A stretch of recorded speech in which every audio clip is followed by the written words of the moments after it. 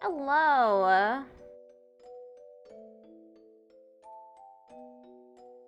Okay, I need to go live on YouTube. I always forget what I'm supposed to be doing right before stream. I think it's the adrenaline. Just makes me blank.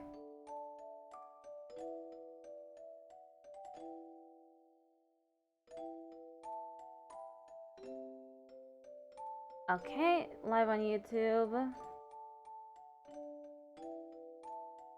feel like maybe my model is too big. Can I move it?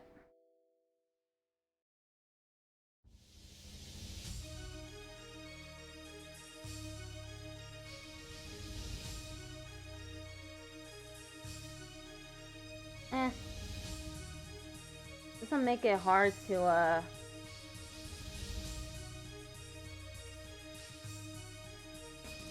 use the pronouns too.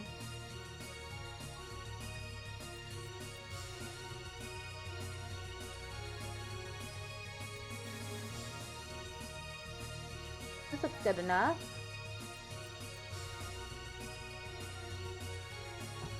Okay.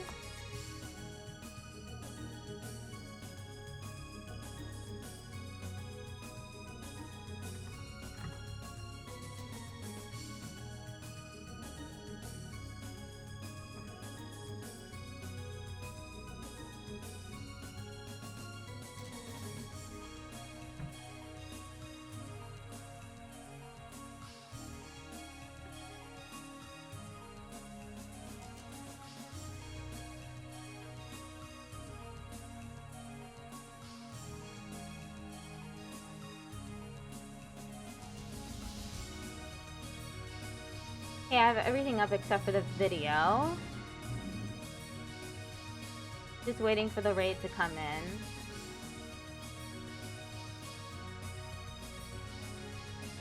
Video.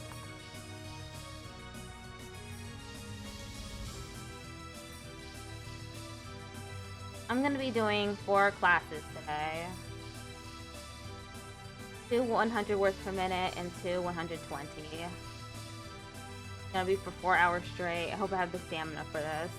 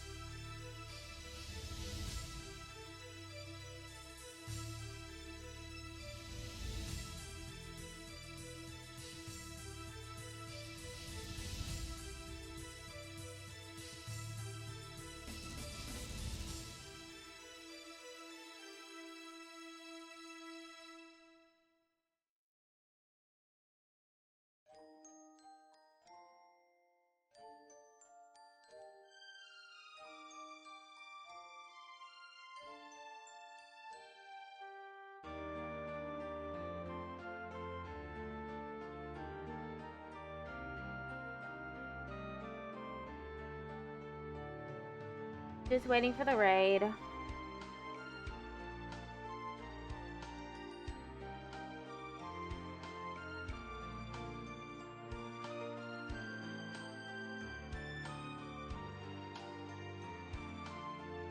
We're starting with class number 27. 100 words per minute. And then I'll move on to class 28.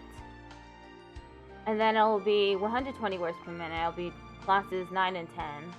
Hello, TikTok Patrick. How you doing? I'm waiting for a raid to come in. So I haven't done anything yet. Besides stretch. Gonna be going for 4 hours today. And I might do the 100 line later at 5.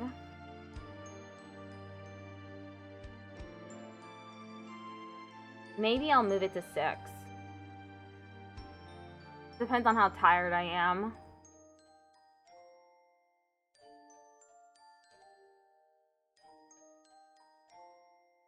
I'm doing good too.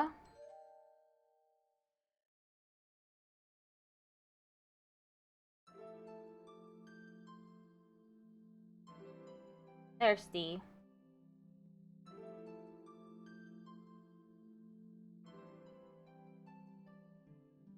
The raid should be coming in at any point.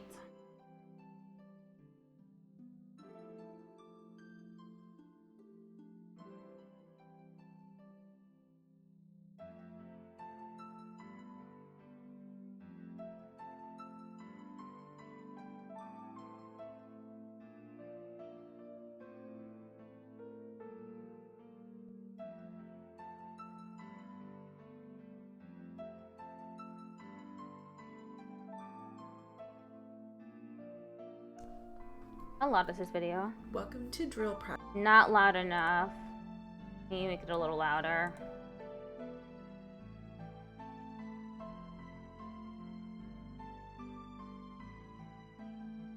Practice.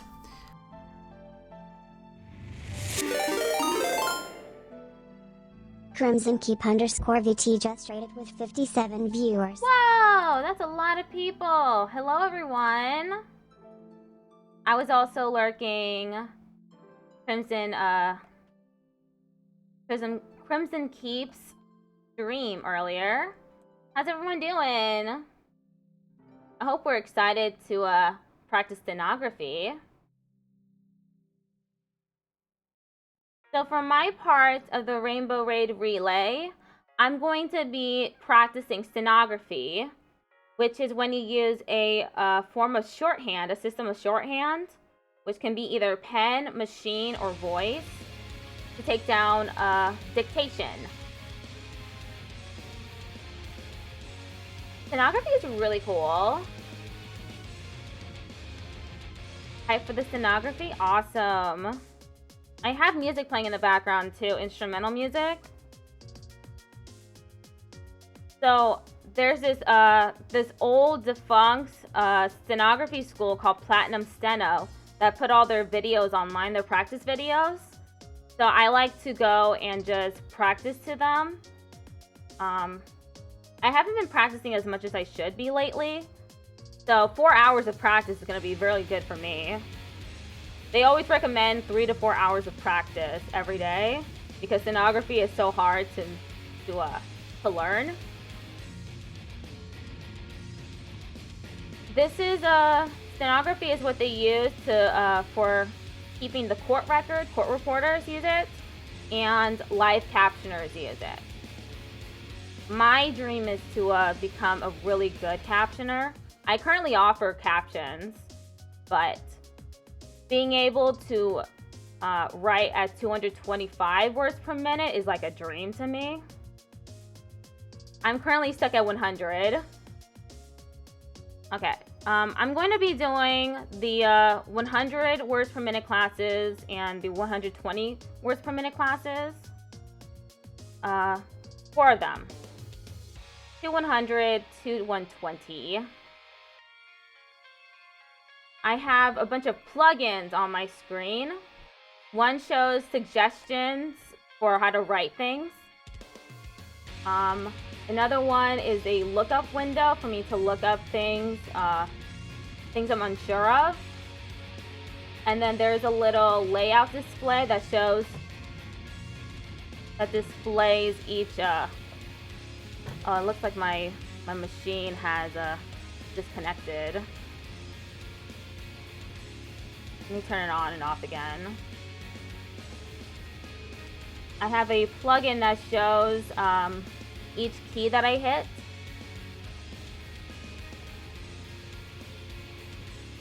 And I also have a words per minute meter up. It calculates by syllable. Hello, how you doing?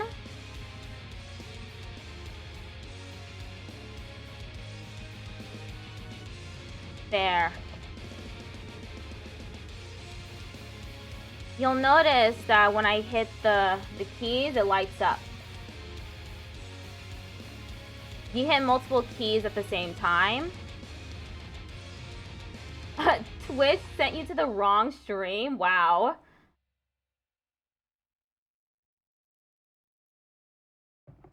Thanks for finding your way back to the Rainbow Raid Relay, though. That's pretty cool. I just clicked something. Okay, so I'm gonna be trying this class out. We're starting with a drill. Welcome to drill practice. Let's get started with this drill, which is actually a list of cars. List of cars. And some numbers with like the years for the cars. And some of these cars, I'm not even sure we are around anymore, but you definitely might hear them. I hear somebody speak of one of these cars that aren't around anymore, so it's good to practice. Practice everything. This will help your vocabulary development for sure. So let's get started here. 1978 Pontiac Firebird. Dark gray 1979 Volvo. Light blue 1982 Cutlass Sierra. Oh, for some reason it's not doing word wrap. Did I just turn that off?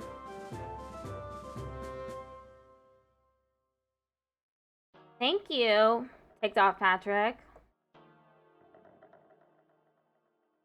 Oh, I need word wrap.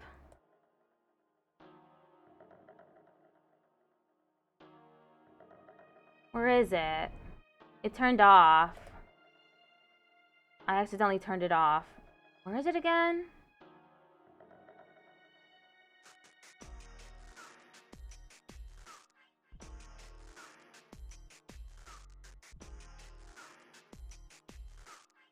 There it is. Okay. 1984 Lincoln Continental V8 engine. 1982 Cougar XR7.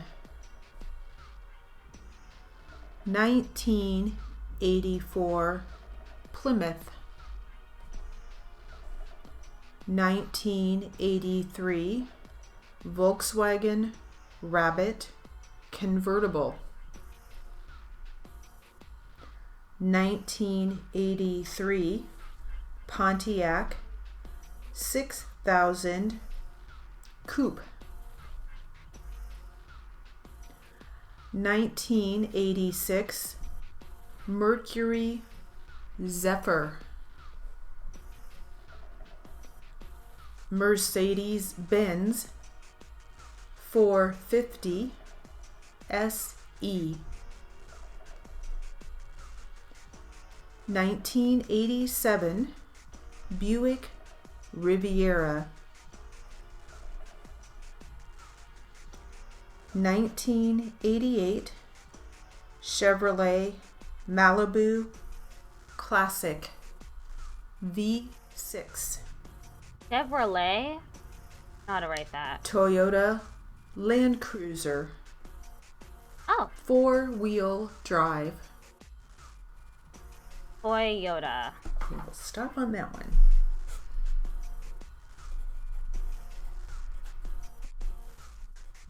I can't believe I don't know how to write Continental. No, like I said, I know there's probably some in there that aren't around anymore, but let me look at Continental. Somebody may still have one. Yes. All right. Let's move on and practice some letters and numbers. Continental. Actually, we'll just do, just numbers. No, I don't want to do numbers. Let's do some number practice. I'm not right doing, now. I don't want to do numbers. 300. Okay, I skipped numbers. Mercedes-Benz. All right, some things to be happy about. Things to be happy about. What do we have here? Let's see here. It's just a ballroom dancing. Just a collection of words. Suspenders.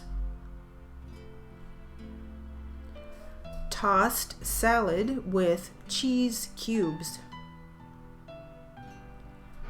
Lemon zest. A small candle in a wine glass. Washing the car while barefoot. Setting up an office. Automobile brochures. A sauce bowl and ladle. Antique or old childhood books. Butter of the peanut. Butter of the peanut. Getting catalogs in the mail. Round dice. Butterscotch sundaes. Touch football games. Houseboats. Buttered maple syrup.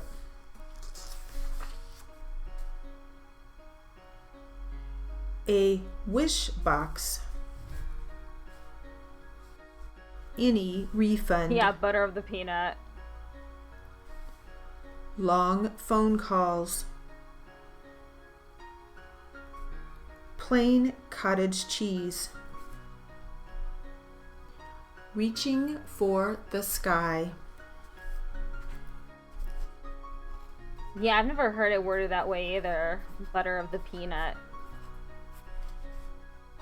Alright, automobile again. There. AOBL, automobile. Nice and short. All right, let's practice some dates. Date. Here we go. Better than just numbers. January 29. March 20. March 4. April 23. April 24. March 5. March 21. January 30. March 22. January 31. March 6. April 25. April 26. March 7. March 23. February 1. March 24. March 8. Not a lot of variety for these days. February 2. April 27. April 28. March 9. March 25. February 3. March 26. February 4. February 20. January 1. January 2. March 27. February 6. Is that the end of the drill practice? Yes, it is. Okay, I'm going to move on to the jury charge and literary. Whoops. Accidentally messed Welcome with the to window. literary and jury charge practice. Let's start out with this article. It's actually from a little while back. It's from the NCRA magazine, and it's called Read Your Notes to Increase Your Speed by Margie Wakeman Wells. I You may have heard of never her. read my notes. So I'm going to read this. Here we go. The way to increase your speed is to reduce your hesitation between strokes. The way to reduce your hesitation between strokes is to create a groove in your brain for each outline. The way to create a groove in your brain for each outline is to correctly write the word exactly the same way over and over. The way to determine that you are writing the word correctly is to check your outlines. The way to check your outlines is to read your notes. There is a direct correlation between reading notes and increasing speed. You lay down grooves in your brain for each word by the repetition of the correct outline for the word. If there is no groove for a word in your brain, there is no signal that can be sent to the fingers. There is hesitation. Speed lags. Each time you write the word correctly, the groove gets deeper. When the groove gets deep enough, the brain doesn't have to think about the outline. The fingers just follow it automatically. Thus, automatic writing. Automatic writing is fast writing, no hesitation. So how do you find out whether you are writing strokes correctly? The absolute only way to know how you are writing and what mistakes you are making is to read your notes. Have you ever had the feeling that you are writing really well on an evaluation only to check your notes and discover that they are unreadable, or the opposite? Feel bad when writing, looks pretty good when transcribing? There is at times a disconnect between the way you think you are writing and the way the notes look on the paper. Reading your notes on a regular basis keeps you in touch with the reality of how you are writing. Okay, we'll stop there. Finish it another I got time. most of that right. But some good advice there. You always forget your punctuation marks. That's fine. As long as your writing is easy to understand. I have really horrible handwriting.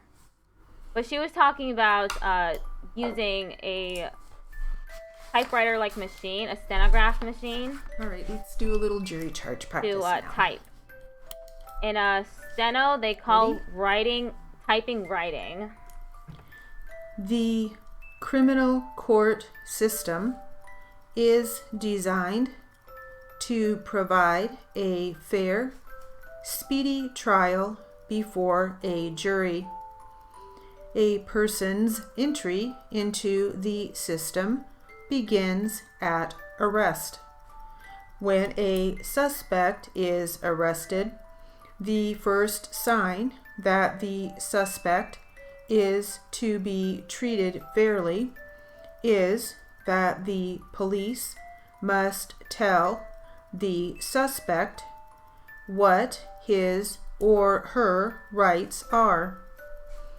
The police are trained to inform the suspect that he has certain rights that are granted to him or her according to the Constitution of the United States. The first steps in the criminal process are discovery that a crime has taken place and arrest of a suspect. The Constitution provides that there are a number of rights that the person has before the law. One of these rights that everyone has is the right to an attorney. Another right is the right to a speedy and public trial and jury. Another right is the right to confront witnesses. Another right is the right against self-incrimination. Before a person is questioned, the person is supposed to be informed of his rights. An important case decision is the Miranda decision that sets forth the principle that the person must be informed of his rights. The rights that a person is to be informed of: his right to an attorney and his right to remain silent. The officer or officers who are taking the person in for questioning must inform the suspect that he has the right to an attorney and the right to remain silent. These rights have been set forth for him in the Constitution. However, it is the Miranda decision that requires that the person be informed of these rights.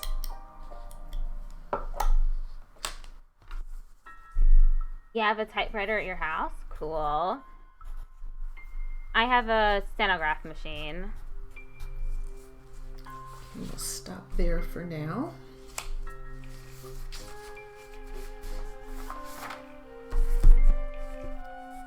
They're very expensive. Do a little bit of practice. But people also sell Mr. Rogers' book. Little keyboards for stenography too. They're much less expensive, usually around $100.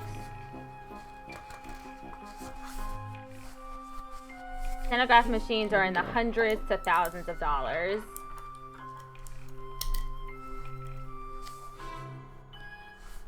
My hands are so shaky. When I was in college, I went to New York to talk to a songwriter I admired very much.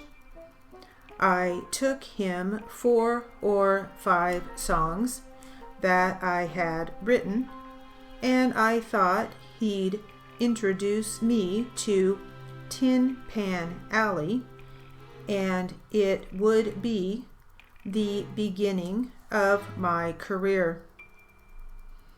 After I played him my songs, he said, "You have very nice songs.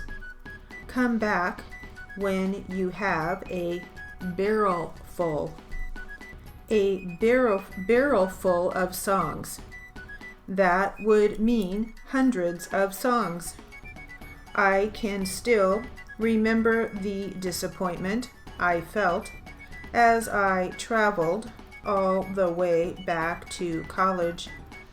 Nevertheless, that man's counsel was more inspired than I realized. It took me years to understand that. But of course, what he knew was that if I really wanted to be a songwriter, I'd have to write songs, not just think about the 5 I had written. And so, after the initial disappointment, I got to work, and through the years, one by one, I have written a barrel full. In fact, the barrel is overflowing now, and I can tell you, the more I wrote, the better the songs became, and the more those songs expressed what was real within me.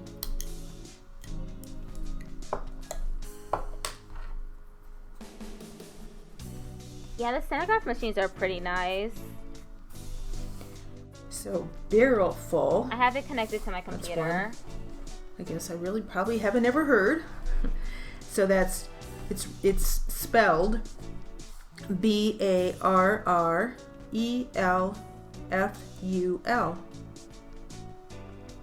So it is one word, barrel full. ELFUL. What? BARRELFUL.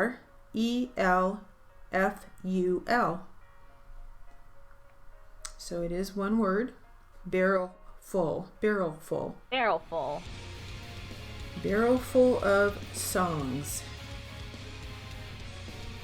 And Tin Pan Alley is capital TIN, new word, capital PAN, new word, capital ALLEY. Tin Pan Alley. Yeah, I didn't get that the first time. I didn't understand it, what she was saying. Let's get back to our jury charge. Jury charge. My hands are shaky right now. Whoa! Orange and Peachy just traded with 7 viewers. Hello, Orange and Peachy. Thank you for the raid. Hello, everybody. How are y'all doing today? Happy Rainbow Raid to you too. So for my part of the Rainbow Raid, I'm doing stenography practice. Stenography is when you use a system of shorthand to take down dictation. It can be either pen shorthand, machine shorthand, or voice shorthand. Voice is is pretty new relative to everything else. It's actually really cool. But I use a machine to write stenography.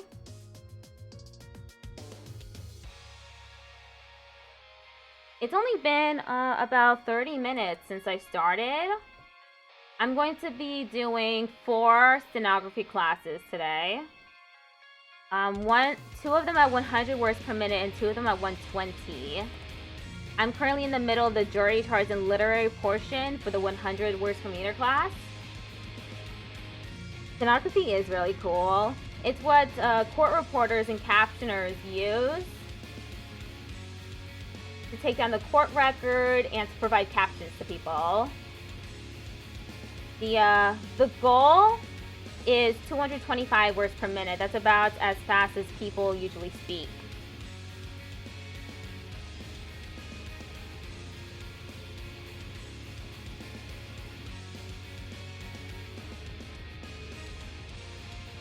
I'm always open to answering questions about stenography. Oh, I forgot to move my microphone over. Okay. I might be a little clearer now.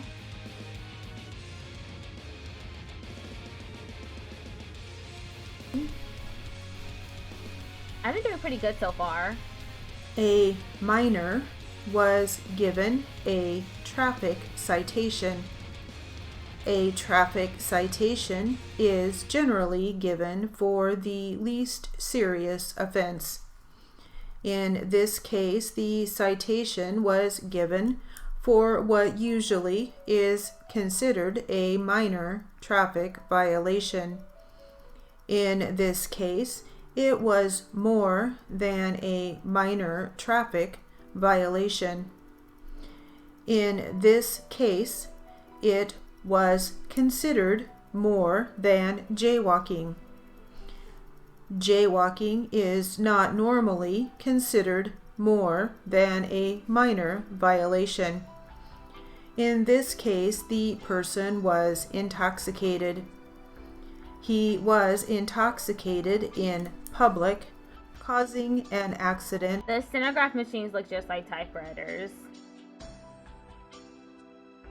Was intoxicated in public, causing an accident to occur.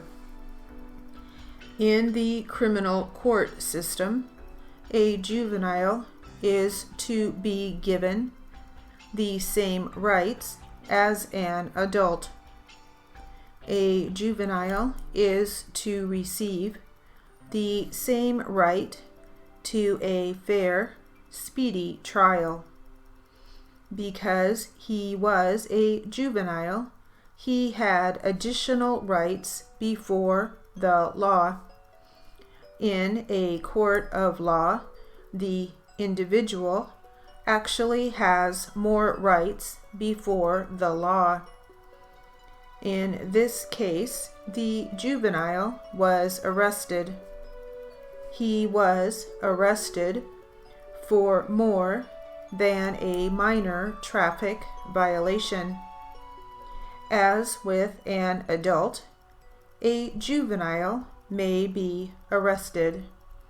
When a juvenile is arrested, the juvenile must be afforded the same rights as an adult. He must be told by the police what his or her rights are. A juvenile may be treated in a special way. If the police apprehend a minor for violating a statute, the individual may be treated in a special way. In this case, the police officer arrested the juvenile for being intoxicated in public and for jaywalking. Normally, jaywalking would be considered a minor offense. In this case, he resisted arrest because he was intoxicated.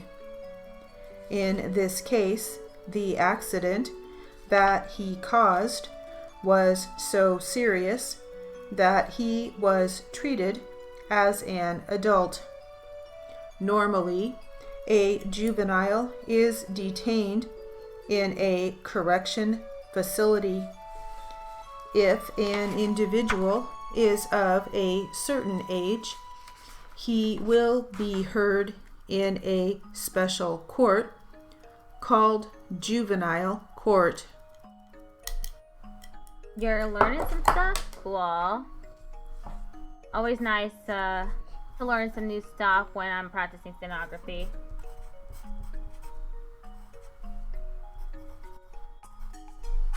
What she was repeating, what she was reading out loud was some jury instructions. Finish up here with a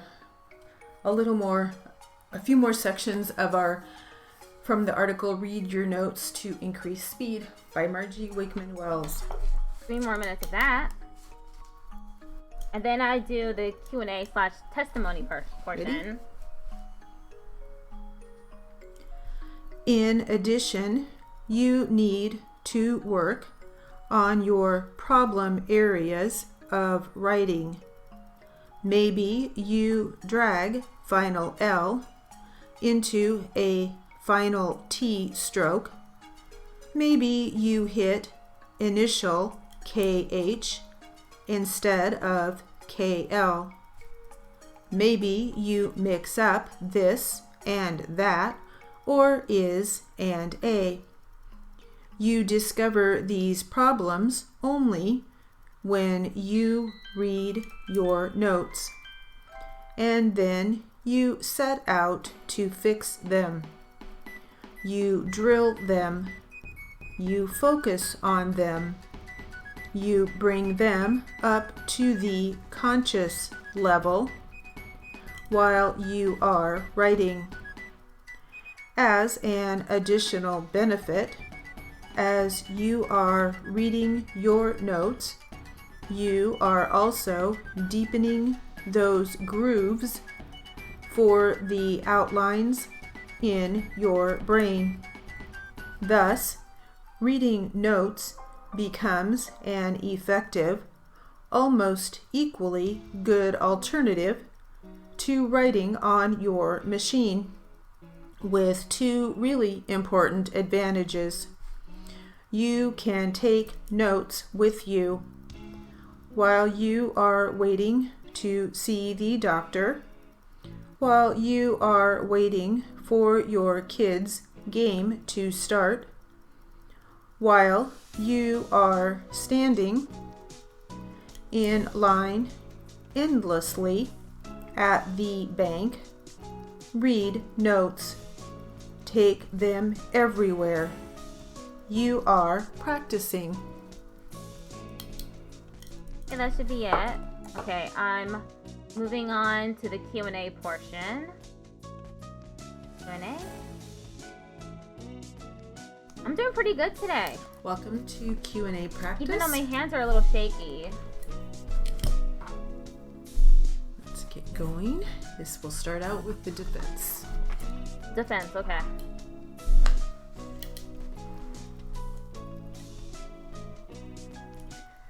Then on this first...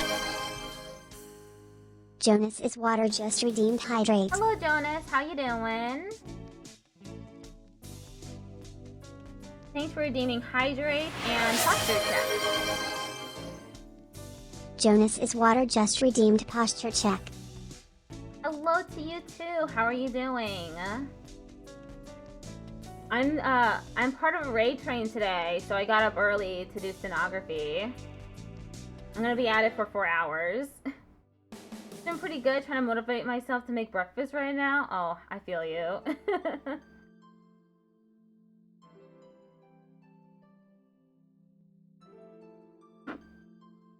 Oh, excuse me. Yeah, I'm currently doing the Q&A now.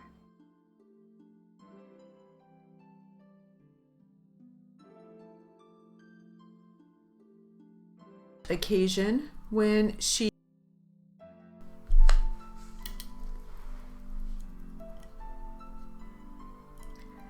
Then on this first occasion when she was in there, was the dog present? Yes, he was. Was he loose in the yard? He is always loose in the yard. You do not keep him tied within the yard. Oh, no. Did you ever let him out of the yard? No, he is always in the back. Do you remember whether the dog played with any of the children, either Mrs. Bold's children or the other children that were there? Oh, yes, because my daughter's friends came over. On the occasion in question, were there children there? No, because it was too early. Children don't come over at that time. But they were over there then, were they not? No, there was nobody there then you. except my Jonas' daughter. water just redeemed. Pat No my other head. children? No, no other children. Then, did you have any conversation with Mrs. Bold about returning for the clothes? Yes, I told her to be sure and call me and let me know when she came back. And this conversation you had was after the clothes were hung? Yes, that's right. She was starting to go. And did you say anything else at that time? I don't remember. Did she say anything else? That I don't remember. And when she did return, when did you first see her? Well, I had just laid my daughter down for a nap, and I heard the dog barking, so I went out to see what she was barking about, and there stood Mrs. Bold in the back of my yard. Did you see anyone else? Her daughter was with her. Was the daughter in the yard at that time? Well, she was half and half. She was in between the gate and...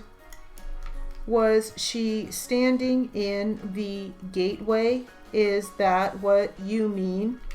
Yes, she was just coming through the gate into the yard.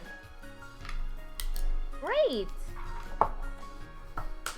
I missed a few sentences here and there.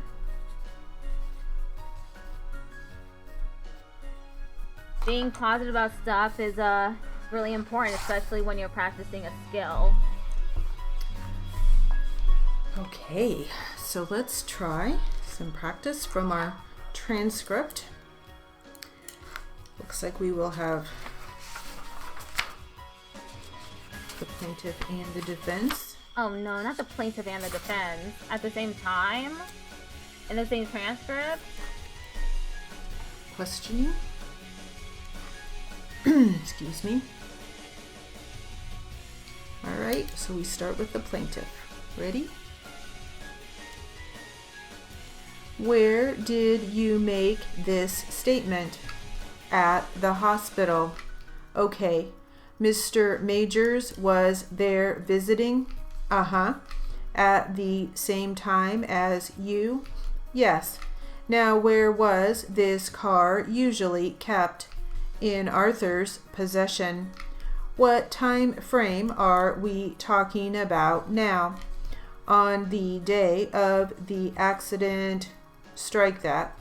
Where was the car usually kept, say 2 weeks before the accident, before Mr. Bradford had been in the accident that he was in? It was in Arthur's possession, but Arthur was living with Keith at the time, so it must have been at Keith's house. You weren't living with Mr. Bradford at the time after this accident occurred? No. Did you ever contact the police department or any kind of law enforcement agency prior to the time, meaning before the time that this accident occurred, to let them know that you objected or had some... You didn't want Mr. Majors to drive the vehicle? No. In other words, you never reported it stolen? No. Did you ever contact anybody from the Department of Motor Vehicles at any time prior to the time that this accident occurred to inform them that you didn't want to be responsible for any damage that might be done either to or with the car if it was driven by Mr. Majors? No. Had you seen Mr. Majors on the day of this accident before it happened? No. When you spoke with Mr. Bradford and Mr. Majors at the hospital, were there any bad feelings with Mr. Majors driving the vehicle? What did Mr. Bradford say about it? He just wanted Keith to keep the car. Just told me I couldn't have the car. So, in other words, maybe I'm reading between the lines here, but when you were at the hospital and when you said in front of Mr. Majors and Mr. Bradford that you didn't want Mr. Majors driving it because you could be responsible, you at the same time actually wanted the vehicle to be given over to you so that you could keep it, in your possession? Right, yes.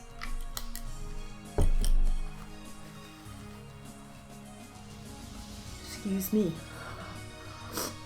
Oh, gosh. I thought I was going to sneeze. I didn't want that to happen. Yeah, good thing she didn't sneeze. All right.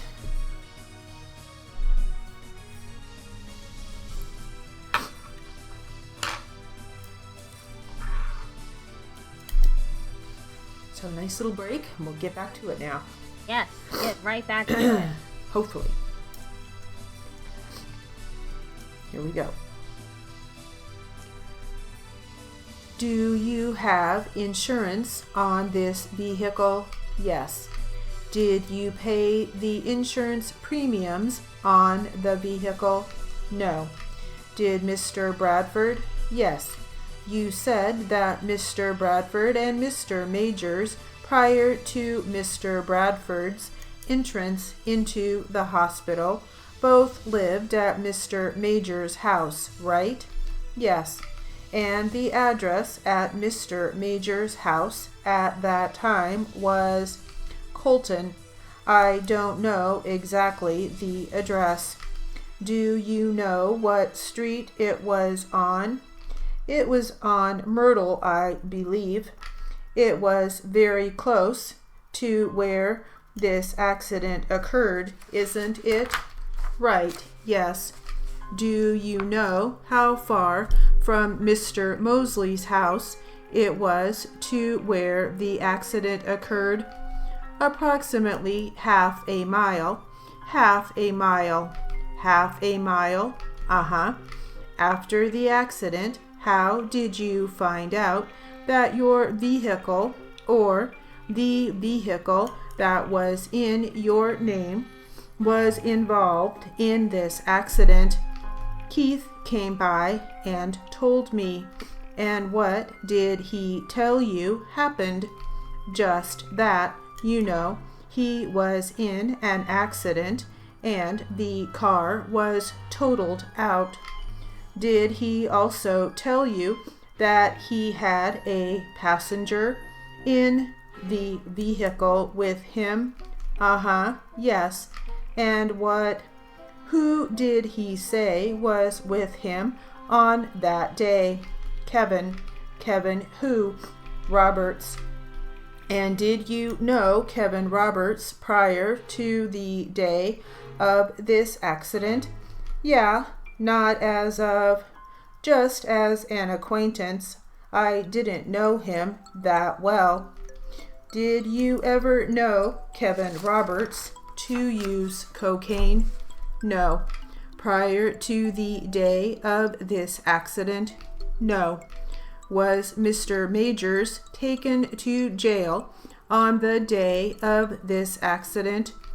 From what I understand. But did he tell you he was taken to jail? Yes, he did. Woo! Let's try the test out. Let's see how well I do on the test. Welcome. This will be loud. a 100 Q&A test, practice test, 100 Q&A practice test. Plaintiff attorney is Mr. Schaefer, SCHAEFFER.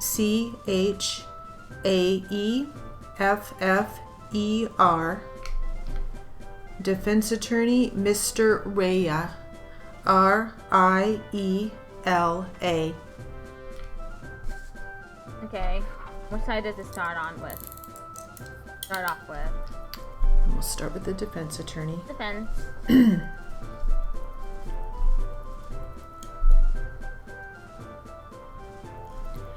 And you mentioned you told your captain, correct. Who was your captain at the time? I don't remember his name. Okay, do you remember the date of this injury? January 1st, 2011. And the location in, I don't remember the location or the street even? No. Okay, but it was, no, a residential fire? Correct. And after you finished mopping up the fire, did you go back to the station house or did you go home? What happened after you twisted your foot, knee, hip, and back? We got dispatched back to the station. And when you got back to the station, what did you do? I took off my boot, and then from there, I couldn't walk anymore. So I waited for the chief to take me to urgent care. Okay, where is the station? Station 21 is off Wilson Road in Cyprus.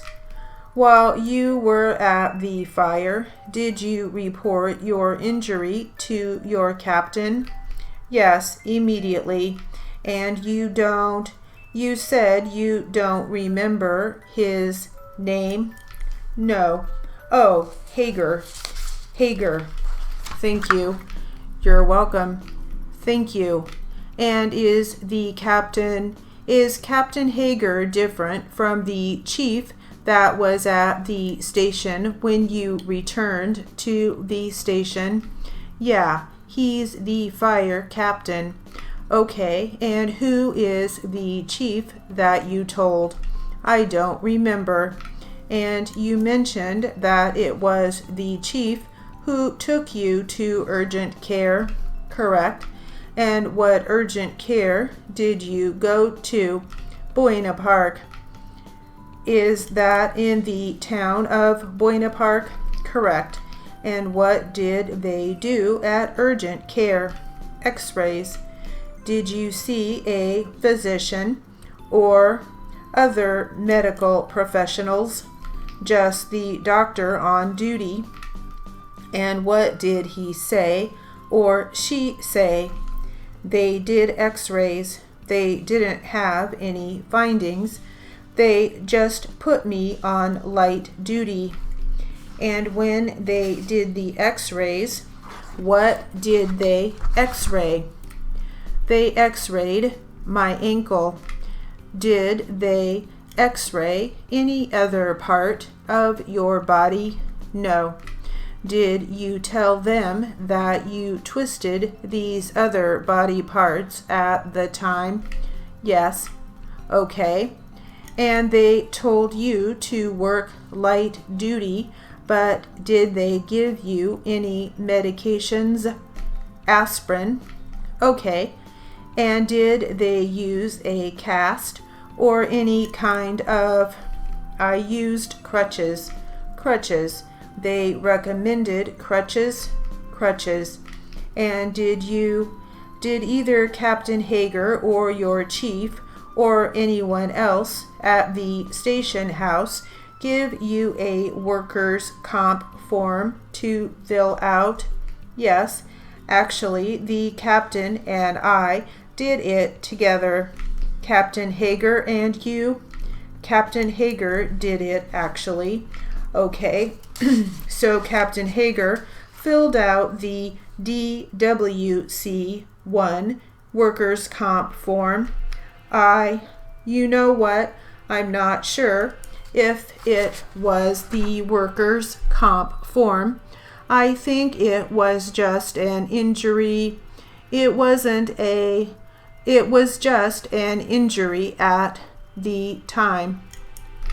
So she's not sure if it was an incident report or the formal DWC-1. Yeah, sure. I think it was just an incident report.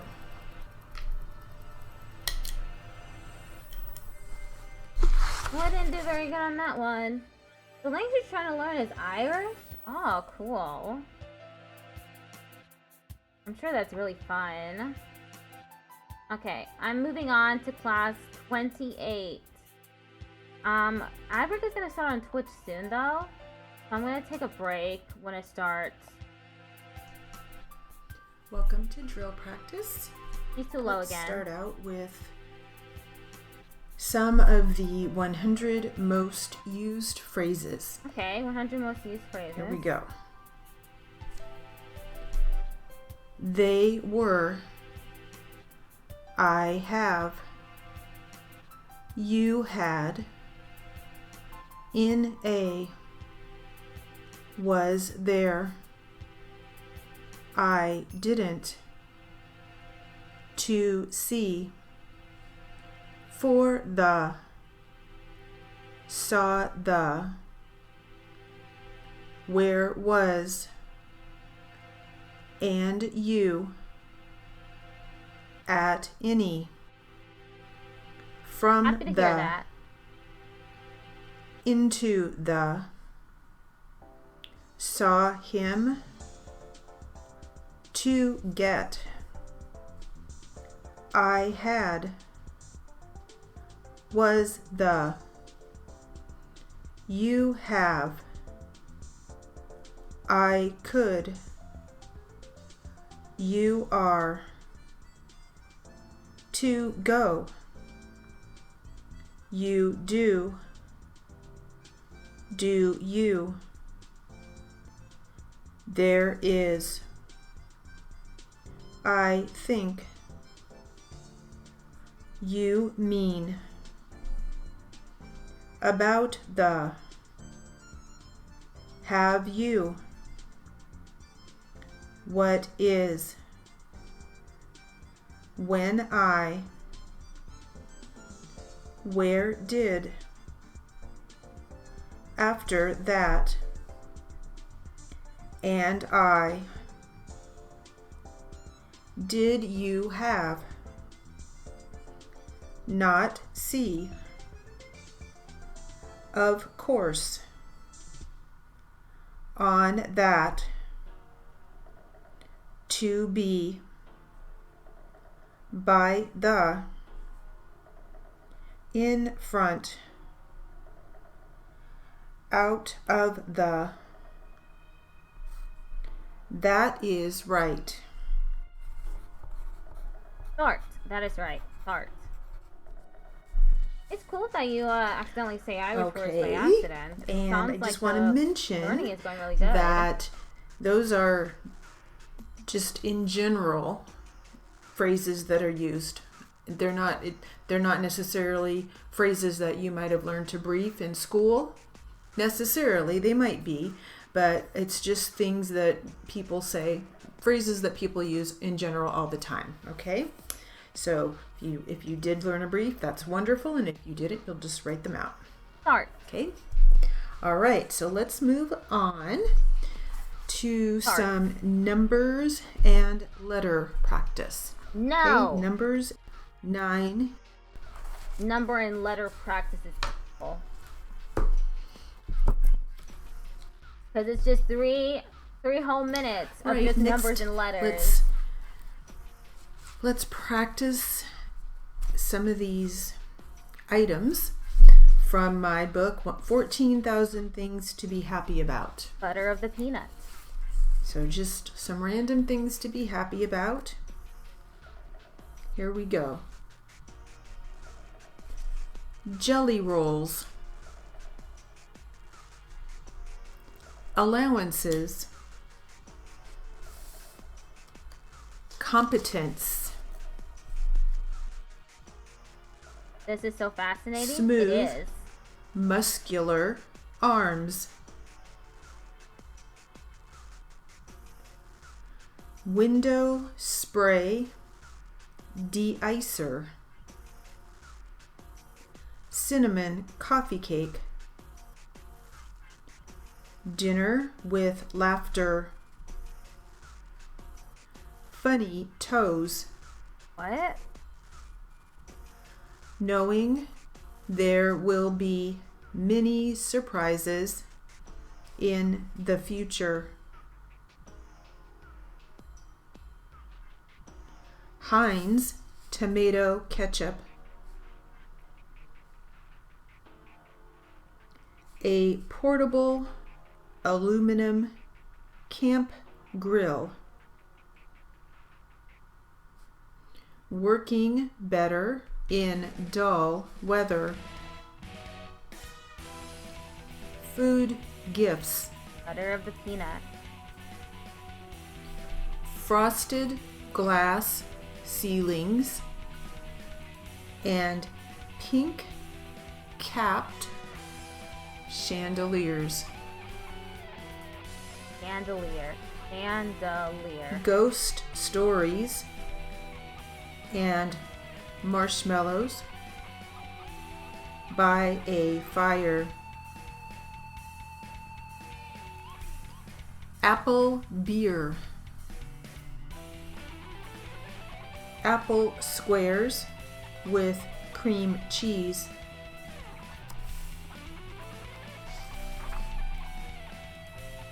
Strawberry peach pie. Working on a project. Attic junk. The first week of school. Watching others play. Washing the car mats.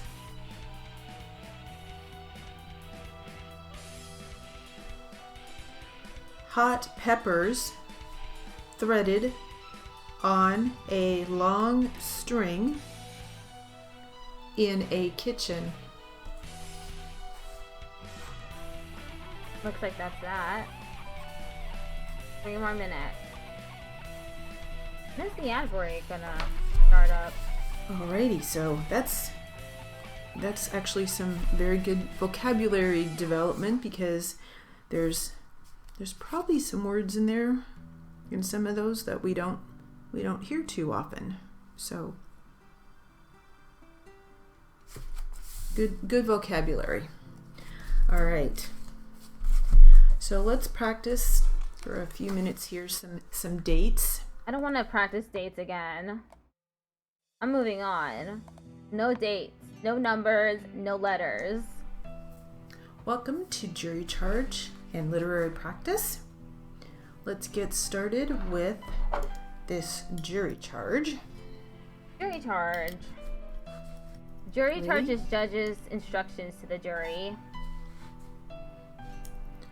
However, in any case based on circumstantial evidence, if the circumstantial evidence is susceptible of 2 reasonable interpretations, one of which points to the defendant's guilt and the other interpretation to his or her innocence, you must adopt that interpretation which points to the defendant's innocence and reject that interpretation which points to the defendant's guilt. If one interpretation appears reasonable and the other interpretation appears unreasonable, you must accept the reasonable interpretation and reject the unreasonable. Murder is the unlawful killing of a human being with malice aforethought. Malice means either an expressed intent to kill or an intent to commit an act dangerous to human life without knowledge of the danger to and with conscious disregard for human life. Aforethought means the malice must precede the act. First-degree murder occurs when the killing is committed with malice aforethought and a deliberate and premeditated intent to kill. Deliberate means determined after careful thought and weighing of the consequences. Premeditated means considered beforehand. The law does not try to measure in units of time the length of time during which the thought must be pondered before it can ripen into an intent to kill that is truly deliberate and premeditated. The time will vary with different individuals and different circumstances.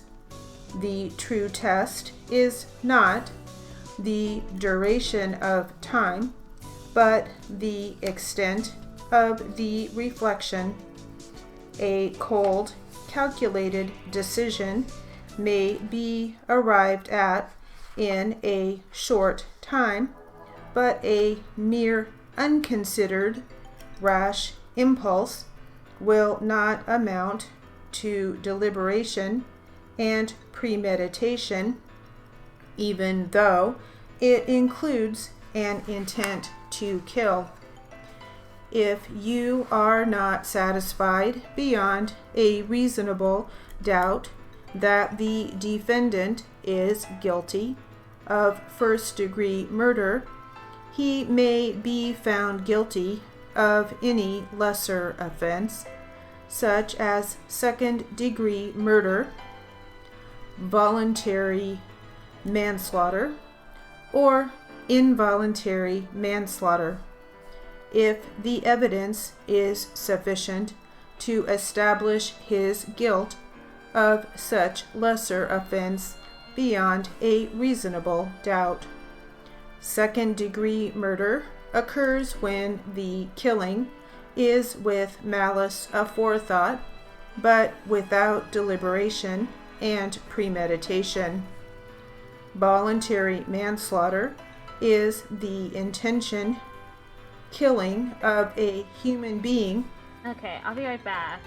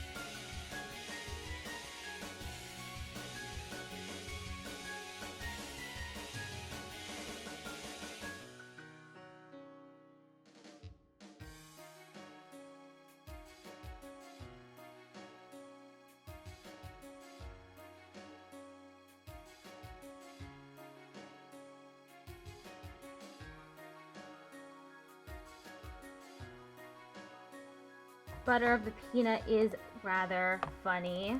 Manslaughter. I keep writing it as man's laughter. It's manslart. Premeditation. Voluntary manslaughter is the intention killing of a human being without malice aforethought. An intentional killing is said to be without malice aforethought and therefore reduced to voluntary manslaughter in the following circumstances: where the killing is committed during a sudden quarrel or heat of passion, and where the provocation is such that it would naturally arouse such passions, and where the killer acts under the smart of that heat of passion. The heat of passion that will reduce a murder to manslaughter must be such as naturally would be aroused in the mind of an ordinary reasonable person in the same circumstances. That one was difficult.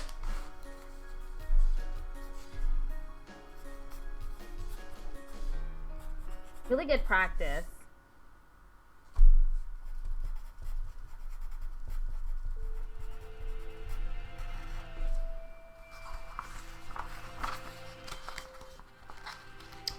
Okay, some of the words in here that you might want to practice: manslaughter, Manslaughter. voluntary manslaughter, reasonable doubt, malice aforethought,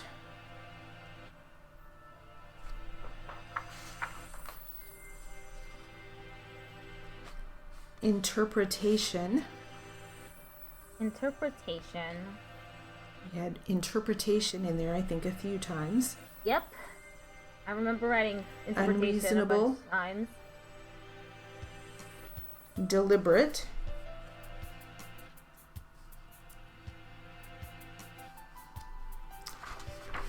All right.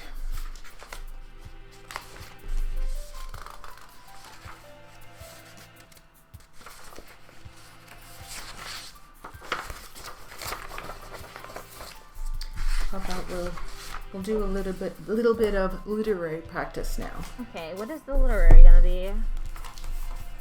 Something maybe a little bit lighter. Lighter than manslaughter? Let's see here. Yeah, go ahead and ask. Always glad to answer questions about stenography. Okay, here we go.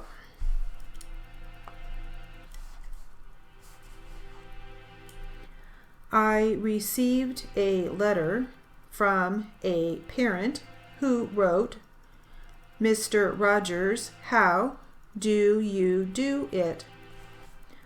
I wish I were like you. I want to be patient."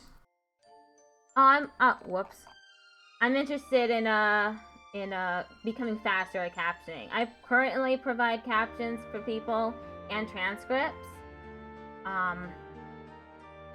Congress transcripts. I haven't gone anywhere from Congress in like a year though, but when I do get work for them, I write transcripts or proofread them, and I provide captions as well, but not live captions. That's what I'm trying to get faster for, to provide live captions. Because there aren't a lot of people who are skilled enough to do that. That's my dream. Or at least providing captions for other things. Like, I would love to do captions for video games. That sounds a lot of fun. And quiet, and even-tempered, and always speak respectfully to my children. But that just isn't my personality. I often lose my patience and even scream at my children. I want to change from an impatient person to a patient person, from an angry person into a gentle one. Just as it takes time for children to understand what real love is, it takes time for parents to understand that being always patient, quiet, even-tempered, and respectful isn't necessarily what good parents are. In fact, parents help children by expressing a wide range of feelings, including appropriate anger. All children need to see that the adults in their lives can feel anger and not hurt themselves or anyone else when they feel that way. I believe that was from a Mr. Rogers book. She sometimes reads from that.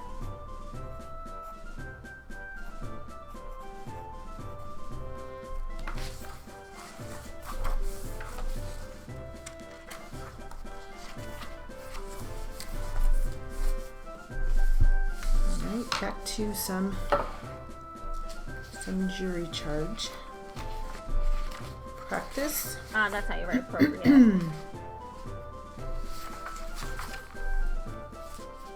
I think she said we're doing more jury charge practice.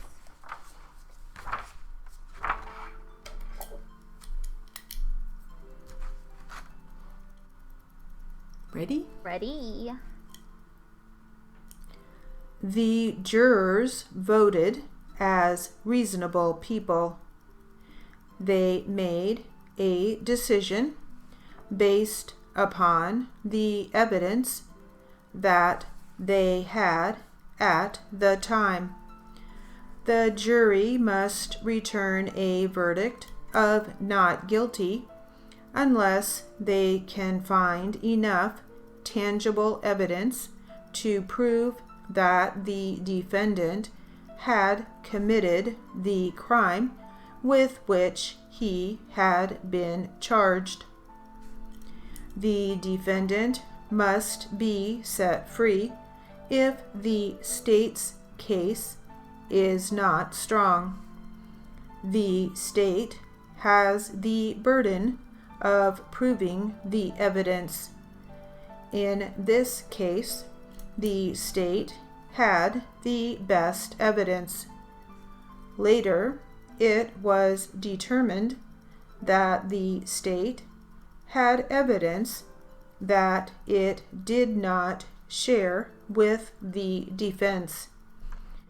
The state is not able to do that. The state must share the evidence that it has. In this charge to the jury, the judge told the ladies and gentlemen of the jury that they were going to be led into a room where they would stay until they decided the fate of the defendant in this case. At the time that they felt that they were ready with their decision, they were to let the judge know. They were to feel safe in their decision.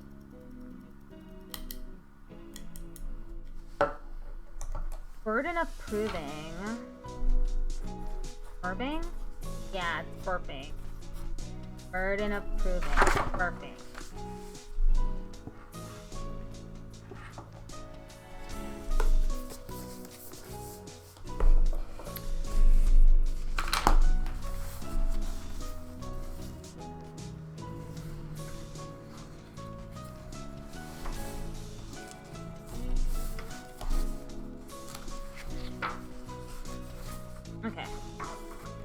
I wrote ladies and gentlemen of the jury.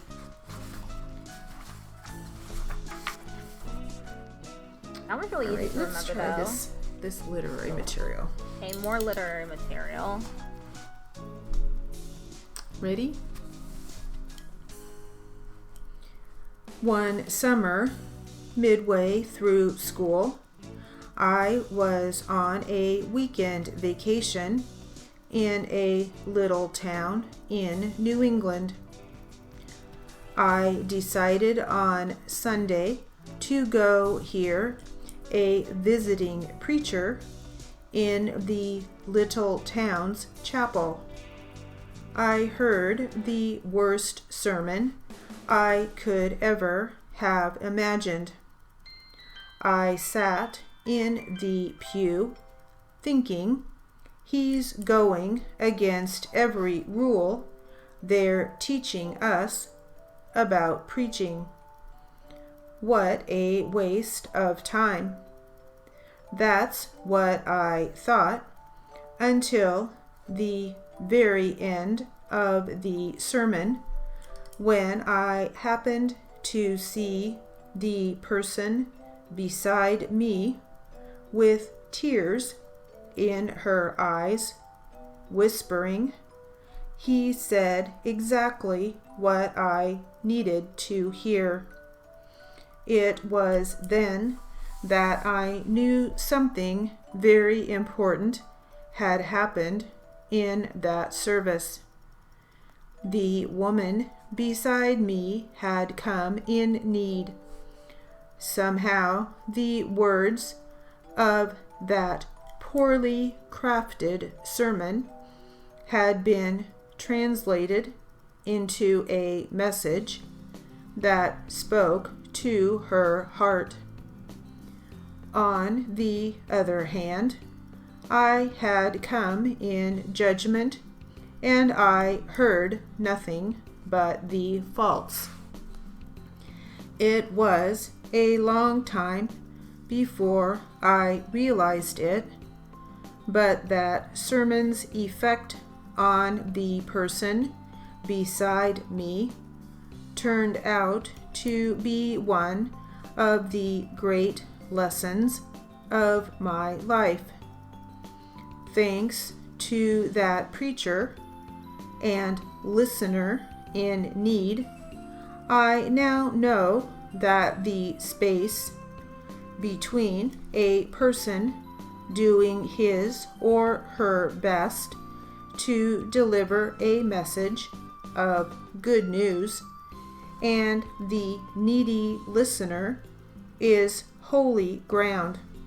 Recognizing that seems to have allowed me to forgive myself for being the accuser that day.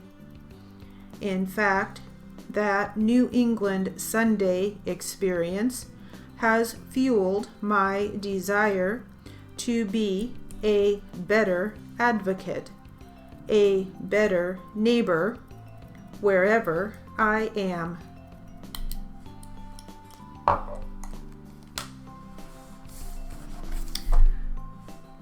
That literary was actually out of a book I have. It's called The World According to Mr. Rogers. Oh, it was another Mr. Rogers excerpt. So just some nice little short stories in here. Let's see here. What else do we have? Maybe have one more nice little story.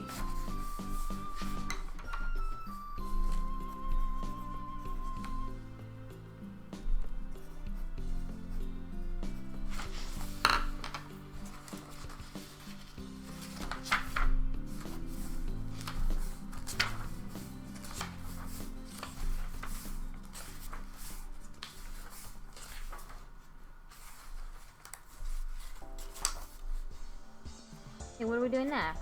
Next 2 minutes. Alright, let's try this one. Nice and short. Nice and short. Ready? One of the mysteries is that as unlike as we are, one human being from another, we also share much in common. Our lives begin the same way, by birth. The love and interdependence of parents and children is universal, and so are the many difficulties parents and children have in becoming separate from one another. As we grow, we laugh and cry at many of the same things and fear many of the same things. At the end, all we leave the same way, by death. Yet no two threads, no two lives in that vast tapestry of existence have ever been or ever will be the same. It's just the only thing you can think of to send. That's fine. So we have tapestry. That's a word you may not hear too often. Tapestry. Oh, tapestry. Okay, I got it. Interdependence. I did write that right. Right? Oh, whoops. Threads. I did not. Interdependence.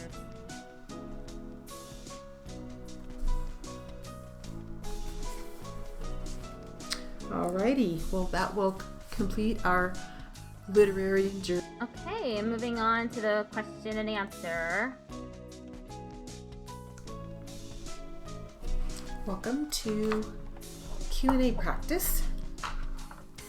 Let's start out actually with a little bit of just two voice. Two voice. Get us warmed up. No. Don't do this to me. We'll start with the defense.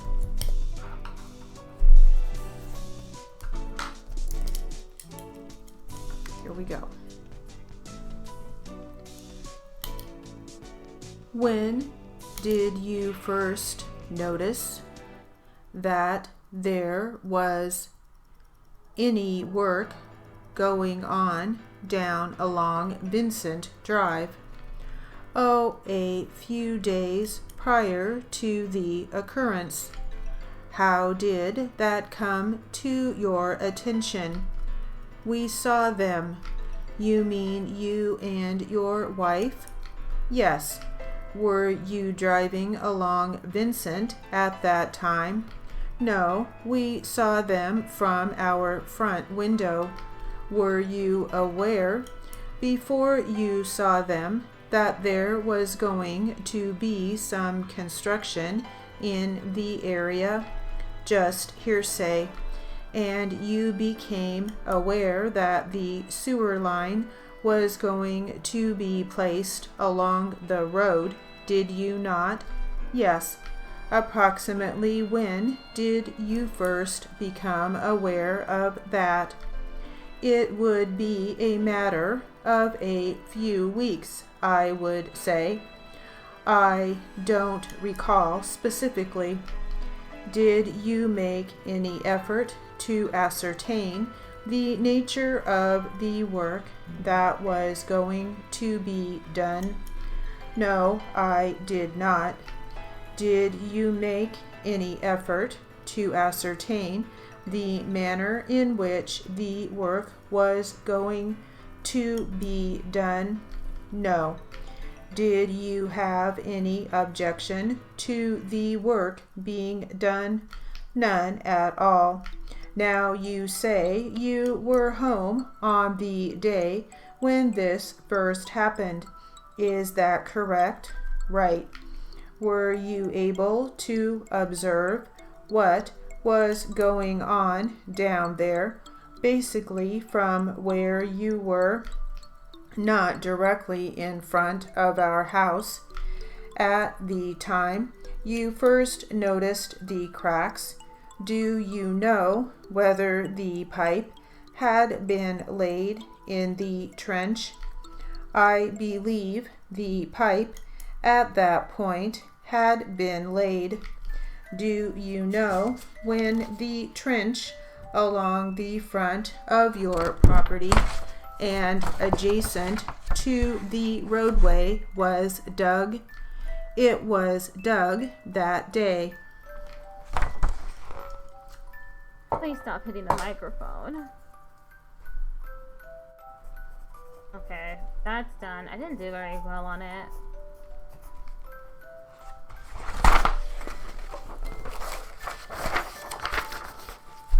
Right, get our fingers warmed up. Now we'll start working on this transcript.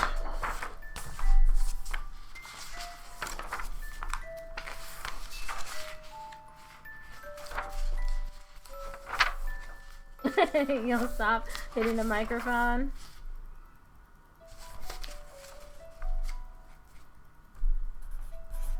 So it looks like we will have two attorneys, plaintiff and the defense.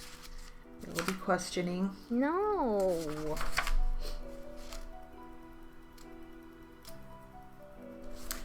All right. Okay, this is going to be difficult. At 100 words per minute, I can barely do question and answer. Starts out with the plaintiff. Starts up. Oh, whoops. Oh, damn it. I didn't click into Notepad++. I think it was 3 minutes in. Along the front way. Now we'll start this transcript. Here we go. There.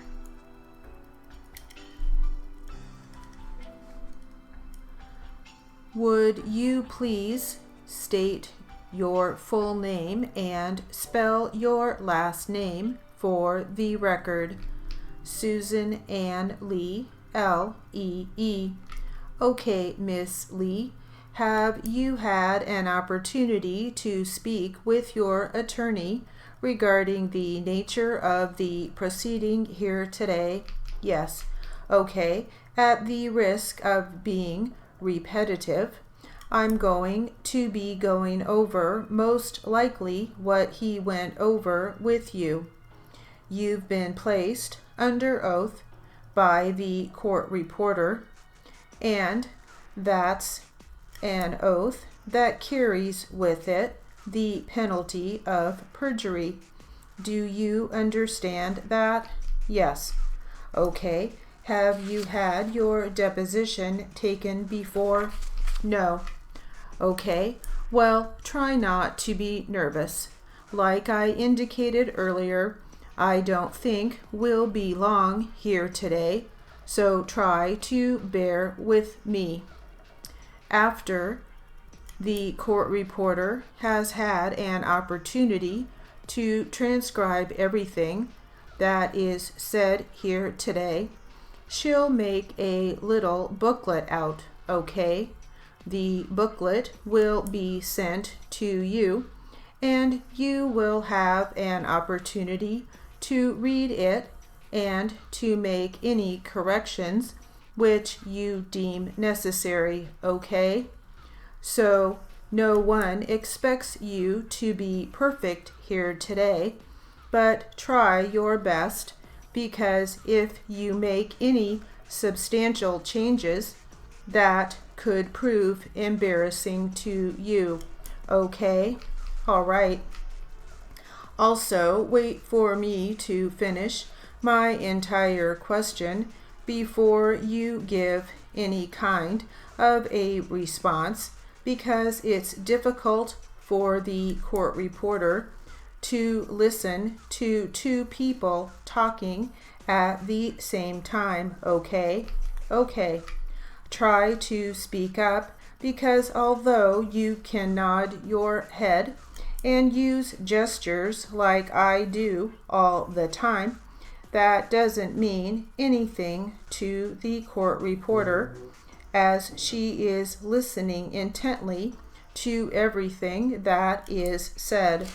Okay? Okay. Try not to give categorical responses, which are uh-huh or huh-uh, because later when those are put into the booklet, it's hard to understand if that was a yes or a no. Okay? Okay. Don't purposely guess at anything because I'm not entitled to have you guess. Okay? I am entitled to have your best estimate of certain things. Do you understand the difference between a guess and an estimate? Yes. Good. If you don't understand anything that I ask you, or you didn't hear any question, please feel free to let me know, because I don't want you to have to guess at the meaning of the question. Okay? Okay. Are you taking any medication, or are you under the influence of any alcoholic beverages which might affect your ability to give some good testimony here today? No. If at any time you want to take a break, please say the word and I will be happy to accommodate you. Okay? Okay. Do you have any questions before we begin? No. What is your current residence address? 260 East 10th Street, Simi Valley. And how long have you resided at that address? Approximately 2 years. And prior to living at that address, where did you live? I was living in Richmond, Virginia for a month. Okay. Prior to living in Richmond, Virginia for a month, did you live in Simi Valley? Uh-huh. Okay. In Highland? In Highland? Yes. Okay. And what street is this in Highland? Summer Lane. What's your date of birth? 7/27/57. Do you know your driver's license number? Yes.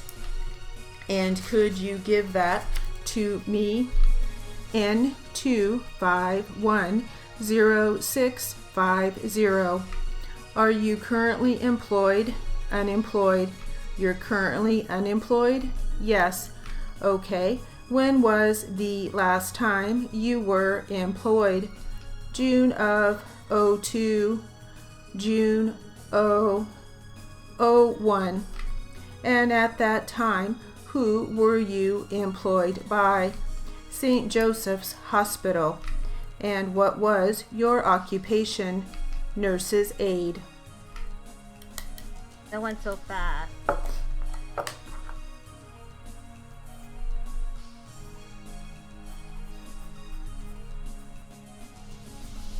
Wow, that was the rest of the video was just that. Okay, let me take this test. Let's see how I do on the test. Okay, that sounds really loud. Lower the volume. Welcome. This will be a 100 practice Q&A test. 100 practice Q&A test. 100 practice Q&A test. Our plaintiff attorney, Mr. Chandler, capital CHANDLER.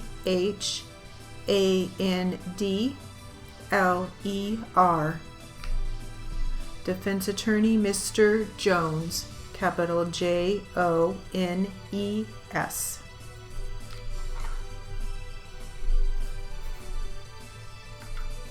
Okay. And it starts with the plaintiff. Ready? I am ready to go. Did you deal directly with the people who contracted with you for services? No, I didn't. Who did? The branch manager, who has the responsibility for profit and loss in your company. All the managers are responsible for their departments. Do they all participate in the budget process? Yes, they do. They all share the responsibility. That is correct. Was there a senior person above you located in your branch? Yes, the branch manager. Who did you report to directly? I reported to him. Did Ms. Bain advise you when she began employment with your company that she had a lawsuit pending against another company? I was not aware of it. You knew her and recommended her for the position, but you didn't know about her previous problem. That is correct. Who was the personnel manager advised of it? I didn't see anything in her records. You never discussed that issue with her. That is correct. You are not sure whether she was advised of it. I don't know if that matter came up. Were you present during any of the hiring interviews? No, I wasn't. Would your company have hired her knowing that she had a prior lawsuit against a company? I don't know. What does your company do in similar cases? That didn't come up since I have been working in personnel. It never came up, not while I was working at the company. Prior to Ms. Bain being hired, was anyone aware of her prior lawsuit? To your knowledge? To my knowledge, no. Did Ms. Bain seem to have a knowledge of what was going on in your company with regard to another lawsuit pending against your company? I don't know. Did Ms. Bain mention to you knowing her future husband who was employed at the company? No, she didn't. Did you tell Ms. Bain of other lawsuits pending against your company at any point in time while she was employed at your company? I don't recall mentioning any lawsuits. Did you ever tell Ms. Bain about any personnel matters in your company? No, I did not. I don't discuss personnel issues with anyone. How many lawsuits has the company had in any matters such as the one in which the company is now involved? None, to my knowledge. There were no other suits of this nature that you are aware of. That is correct. Was there any similar suits? No, not to my knowledge. How long have you been with the company? Over 3 years. And did any suits happen after you started? I'm not sure. Okay. Was anyone else interviewed for the position that Ms. Bain was hired for? I wasn't involved in the process. Why was she chosen? I didn't make that decision. Do you know who made that decision? I believe the personnel manager with the approval of the president. But you certainly made the recommendation, did you not? Yes, I did. And did he see your recommendation? I don't know if that would have been the case. Well, that was the test. Okay, I'm going to move on. 120. Let me just put this class number 29 first. Okay, 120. I'm doing the 120 words per minute drill. This is gonna be a lot tougher. Welcome to drill practice. Let's get started with some tangle tamers. And these are pairs of words that'll just help your fingers get warmed up. Okay, let's give it a try. Here we go. Loyal mentor. Impressive region. Premier sculptor. Intelligently designed. Incredible feature. Senior editor. Occasionally breaking. Overlapping slightly. University faculty. Definitely delivered. Completely foolproof. Famous estate. Irresistible temptation. Interesting dimension. Additional listing. Group congregated. Mastered technique. Urban professionals. Thorough search. Generic usage. Intervening recommendation. Company supporter. Inclement weather. Large cooperative. Immortal bronzes. Hired architect. Coding completely. Humidity rising. Custom construction. Publication facilities. Realizing potential.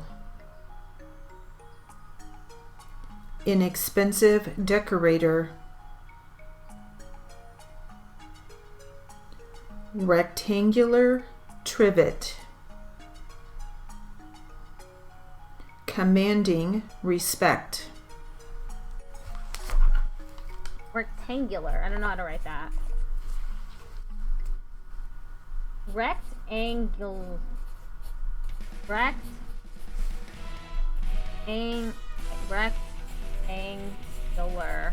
Okay. I hope you're feeling warmed up. Let's try some words, some names and spellings. Names and spellings. Here we go. Bryce William Olson. Olson.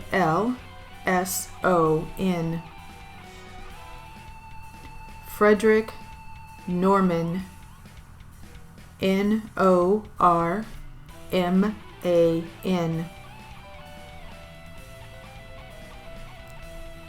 Beatriz Demas.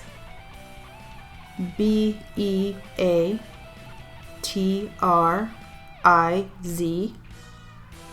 Dimas. Michael Abarca. Abarca.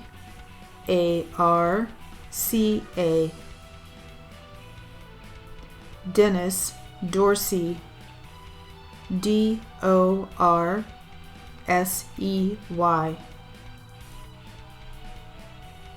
Star Lewandowski, Levandowski.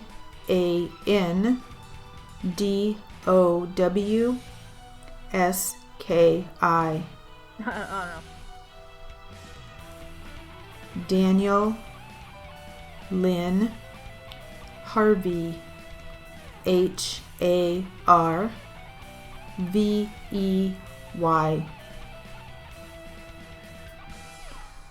Joe Overholzer, Overholser.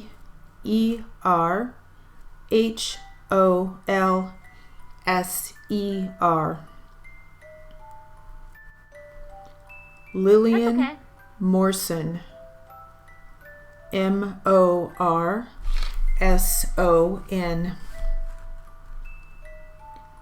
Donna Evans Lynch, Lynch. Jody Chapa, Chapa.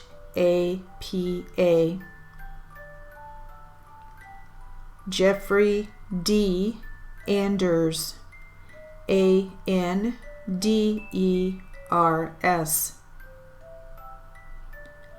Patricia A. Falls, Falls. Matthew Lorenzo, Lorenzo.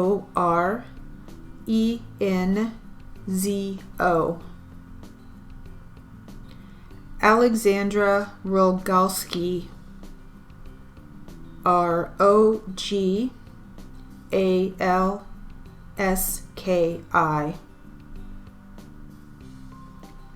Heather Watkins, Watkins. Is that it for the names and spelling?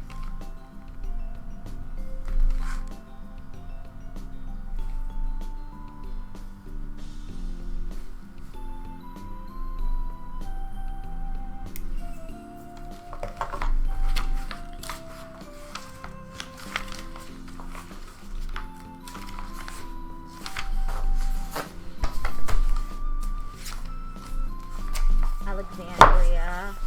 All right, now let's try some addresses and phone numbers. Addresses and phone numbers. Little number practice. Okay, this is going to be difficult. Ready? 11000 Pleasant Valley Road, Parma, Ohio 44130. 216-987-5214. 6200 Frank Avenue Northwest, North Canton, Ohio 44720. 330-494-6170. 8909 Southwest Barber Boulevard, number 100, Portland, Oregon 97219. 503-223-5100.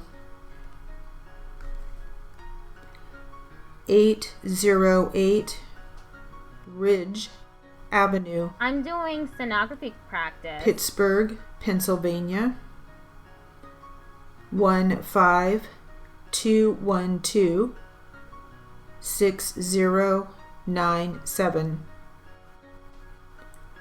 Oh, that was the phone number. 412-237-2748. 2770 Red Lion Road, Philadelphia, Pennsylvania 19114. 215-728-4700. Oh. And that will conclude our... Okay, that's it for the drill.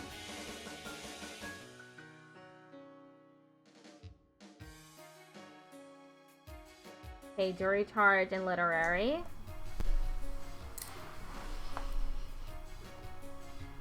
Welcome to literary and jury charge practice.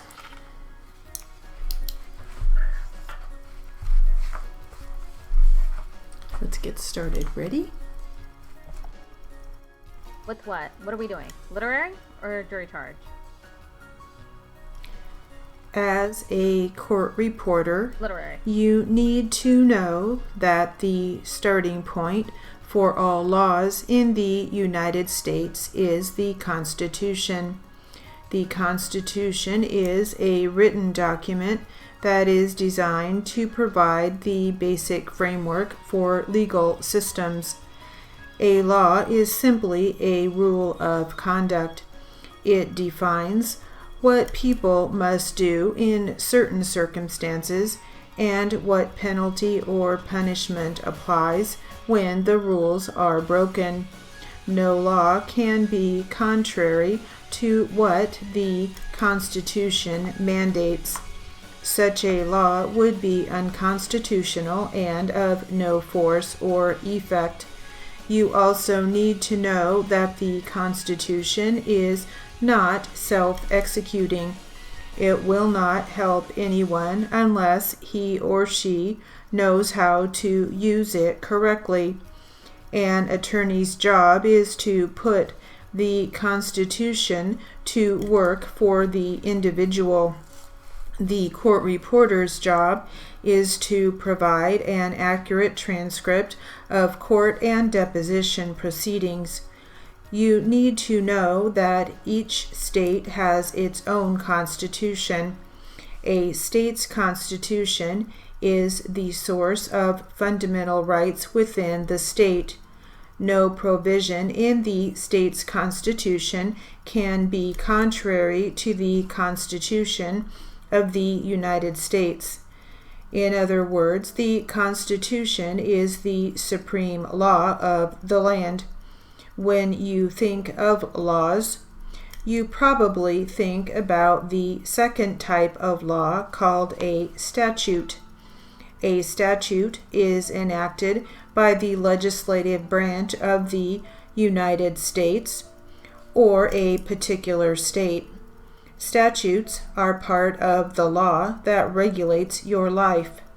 Cities and counties pass ordinances and codes which are similar to statutes. Governmental agencies often have the authority given them by the legislative bodies that created the agencies. Another type of law is common law, the law of English customs that the colonists brought with them to America. Common law has its origins from early English history. A civil wrong is a wrong committed by one person against another in which one person may be entitled to damages. An example might be that a person was injured in an automobile accident. When this happens, the person hires an attorney. If the person decides to, he or she can act as his or her own attorney, but it is not always a good idea to do so. The person has a time limit in which to file the case. The time limit is called the statute of limitations.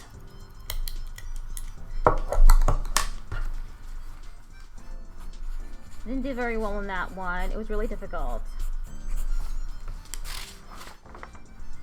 I missed a lot of words.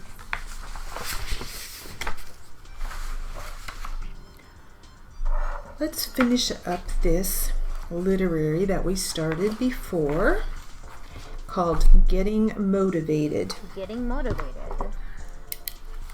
Okay. Ready? Respect from others. The court reporting and captioning field is well respected. People are fascinated by the job and will inquire about the details of what you do.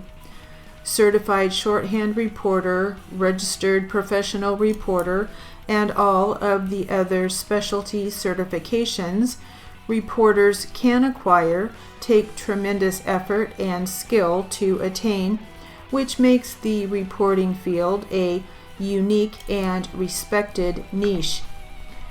Self-respect. Your desire to improve your life and achieve your goal can help to bolster your self-esteem and self-respect. A worthy achievement is a source of pride. Making up your mind. Review often the reasons that have made you decide to pursue this career, and add to those reasons whenever you can. When you fully understand this profession and what it takes to succeed in school, and when you have truly made up your mind that this is what you want to become a court reporter or captioner, you have already taken some very crucial steps towards reaching your goal. Hard work, perseverance, self-discipline, and motivation can then follow. Perseverance. Perseverance.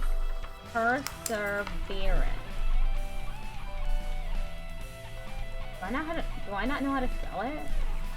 I don't know how to spell it. I added in an extra R. Perseverance. Right. Yeah, at least I did try my best. That's all I can do is just try my best. I'll eventually get faster. Ready? Okay. Ready.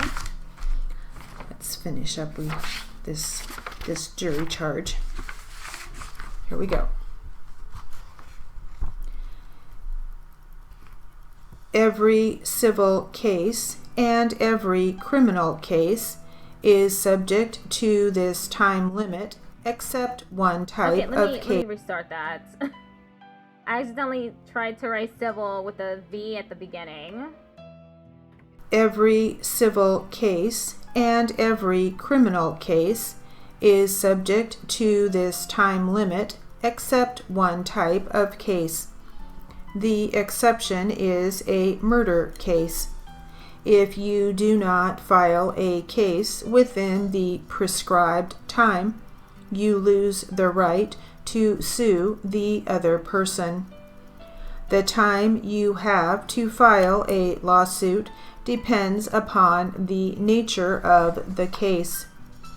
When a lawsuit is filed on behalf of a minor, the attorney must have a court order naming the parent or someone filing the suit on behalf of the minor as a guardian during the lawsuit. The first step in every lawsuit is the filing of a complaint in court. The complaint is called just that, a complaint. The person filing the complaint is called the plaintiff. The person against whom the complaint is filed is called the defendant. The complaint sets forth the reason why the plaintiff feels the defendant has wronged him or her. It sets forth the legal grounds for the suit. In other words, it sets forth the reason or cause of action. Some various causes of action are as follows: breach of contract, divorce, or negligence. In a breach of contract action, the attorney would allege in the complaint that the plaintiff has a contract. Similarly, if you say one thing at the deposition but another at the trial, your veracity will be questioned at the trial. Unless you can explain the discrepancy to the satisfaction of the jury. The jury may find it hard to believe anything you say because of this. You should answer deposition questions with as much care and thought as if you were sitting before a jury at a trial. Okay, ad break is about to start, so I'll be right back.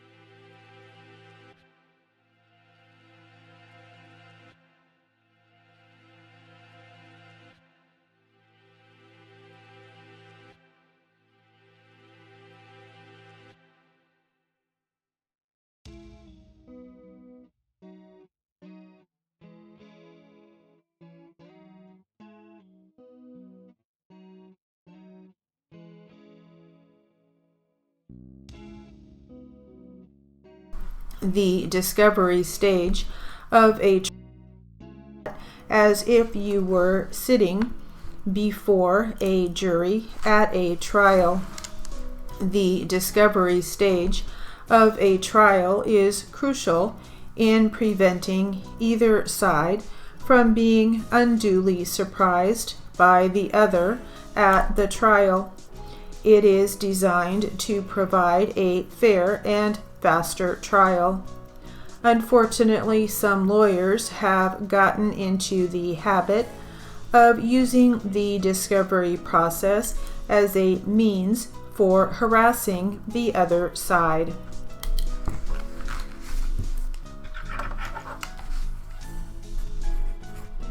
Harassing the other side, huh? I wonder what they do. I was able to write veracity.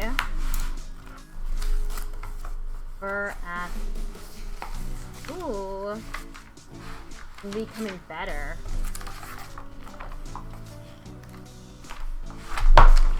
All right, let's start this literary. Another literary. And it is called How Important is Punctuation? Oh, it is so important.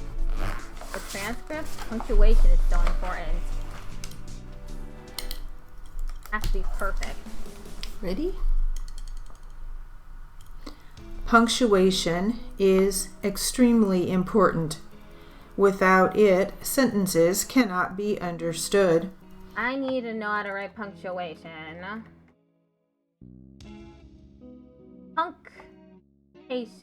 Caution. Okay, I can write a punctuation. Okay. The punctuation is extremely important. Without it, sentences cannot be understood. The job of a reporter is basically twofold: to capture all of the spoken words and then to transcribe those words correctly using correct and understandable punctuation. Yes, I know that it takes a bit longer to think about the words and how they should be properly punctuated. But isn't that what reporters are being paid to do? To capture words and to put them in a form that others can readily understand? I was a reporter for 39 years before I had to retire because of hearing problems that could not be remedied. During those years, I frequently worked with other reporters and had many opportunities to view their work. By and large, their work was satisfactory, but I confess that some reporters, even though they had fine reputations, did not transcribe with the proper amount of correct punctuation. Pushing the work out too quickly and without following the rules of punctuation is not professional. Court reporting is a profession, and it must be treated as such. If we want to receive the trust and respect of judges, attorneys, and, in fact, everyone, then we must do the best possible job of taking down all the words and transcribing them for any reader to fully understand.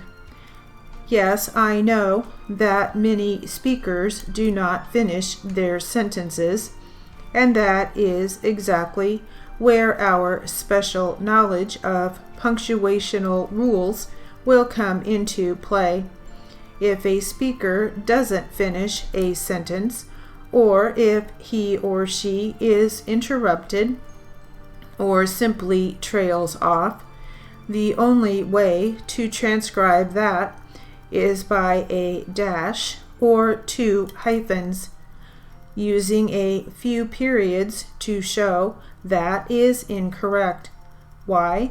Because 3 or 4 periods is strictly reserved for ellipsis. Ellipsis must be employed when one is quoting and deliberately leaves some words out. If those omitted words come at the beginning or middle of the quote, then 3 periods must be used to show that there was a deliberate omission. If the omitted words come at the end of the quote, then 4 periods must be used to show that there were words omitted at the end of the quote, that is, 3 plus 1 for the sentence ending period.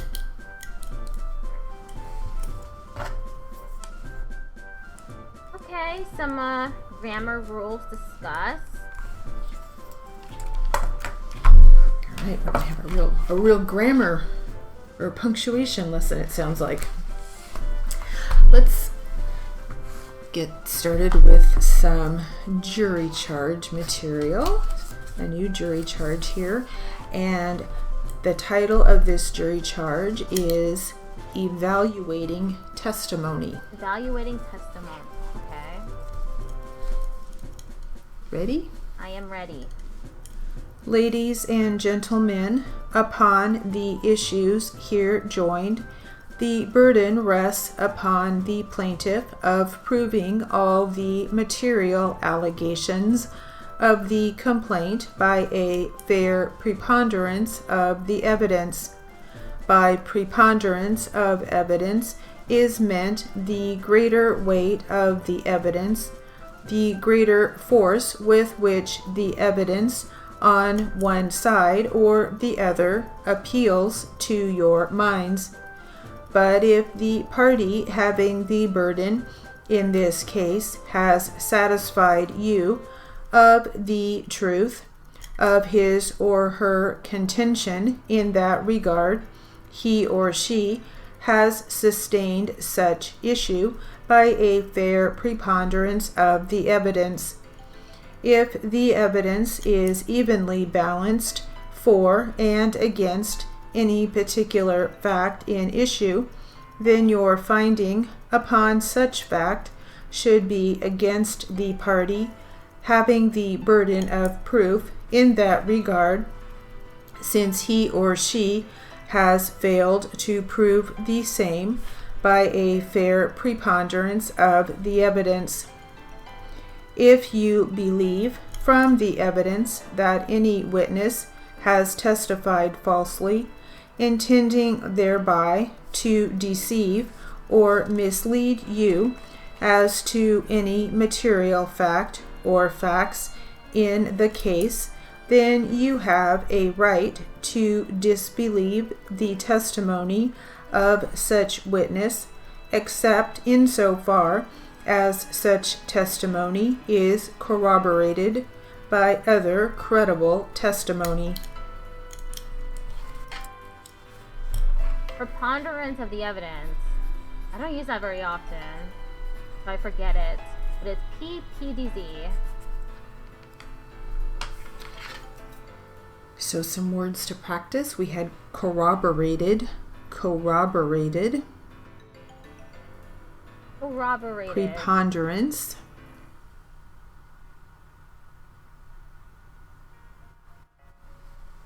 Okay, corroborated. Corroborated. All right, we'll finish that jury charge up in a bit. Now let's get back to our literary material.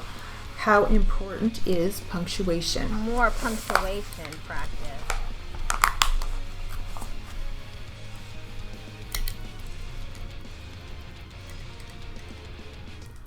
Unfortunately, some court reporting programs are incorrectly instructing reporting students to put in a series of periods to denote an interruption or a trailing off. That is incorrect. And some programs are instructing students that it is proper to have just one space between sentences. That too is incorrect. 2 spaces should be used after a sentence is finished, after an end of sentence question mark, and after a colon. And, of course, all words should be spelled correctly. Names, especially of the principals, must be spelled correctly.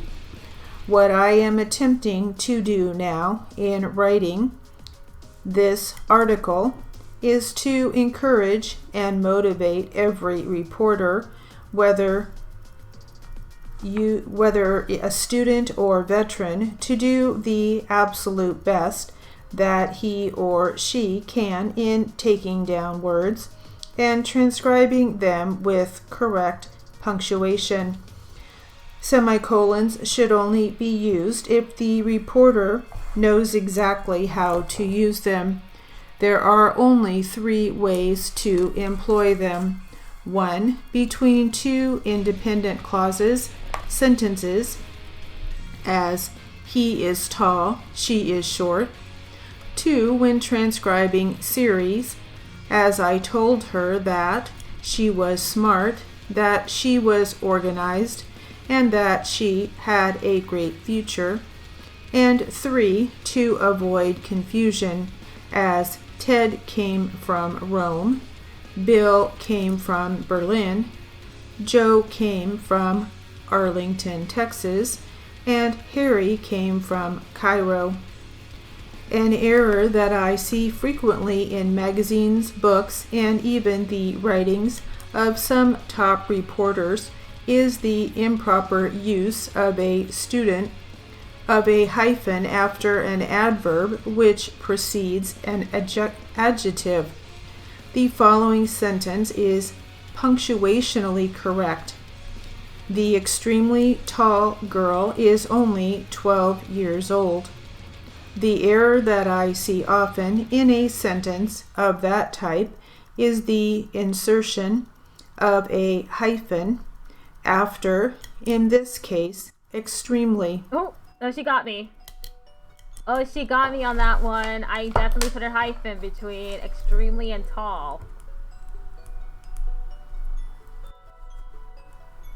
Hyphens are confusing. So. All right, that will conclude our literary injury. I love that I made the exact error she was talking about. That's so funny. Okay, I'm moving on to Q&A now.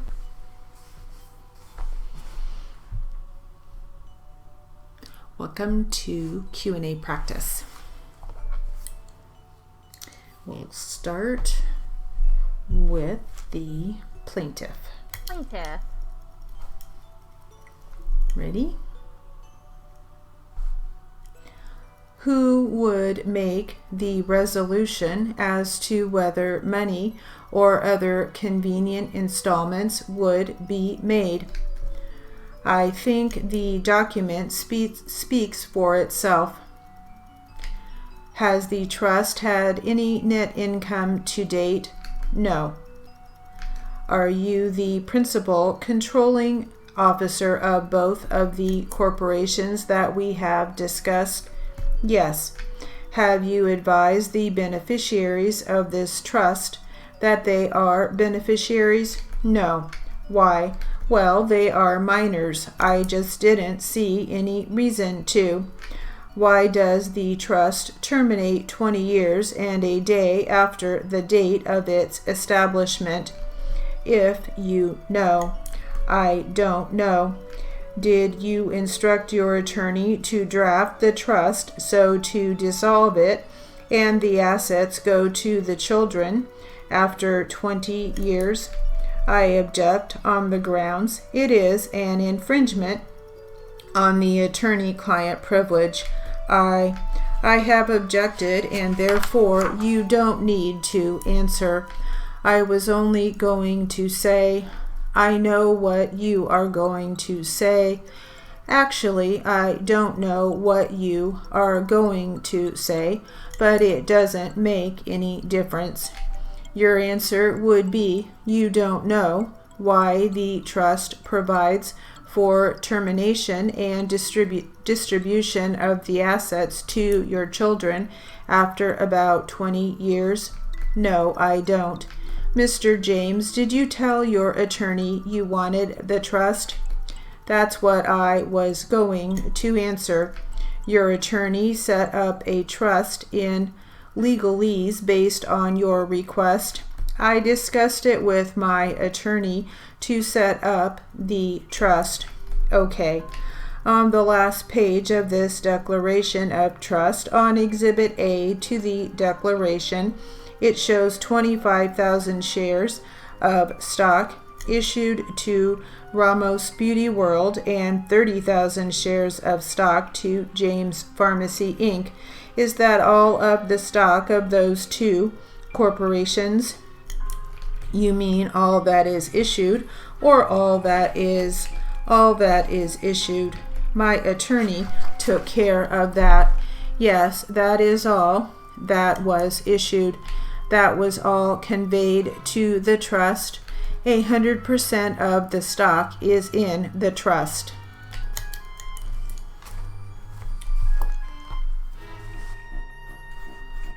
Oh my god. That was really tough. It had two attorneys and the witness going back and forth. For voice practice. That was difficult. All right, let's get to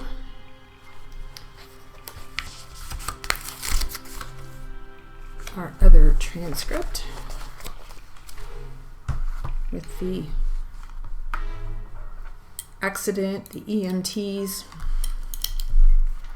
and we will start with the defense attorney. Ready? I am ready to go.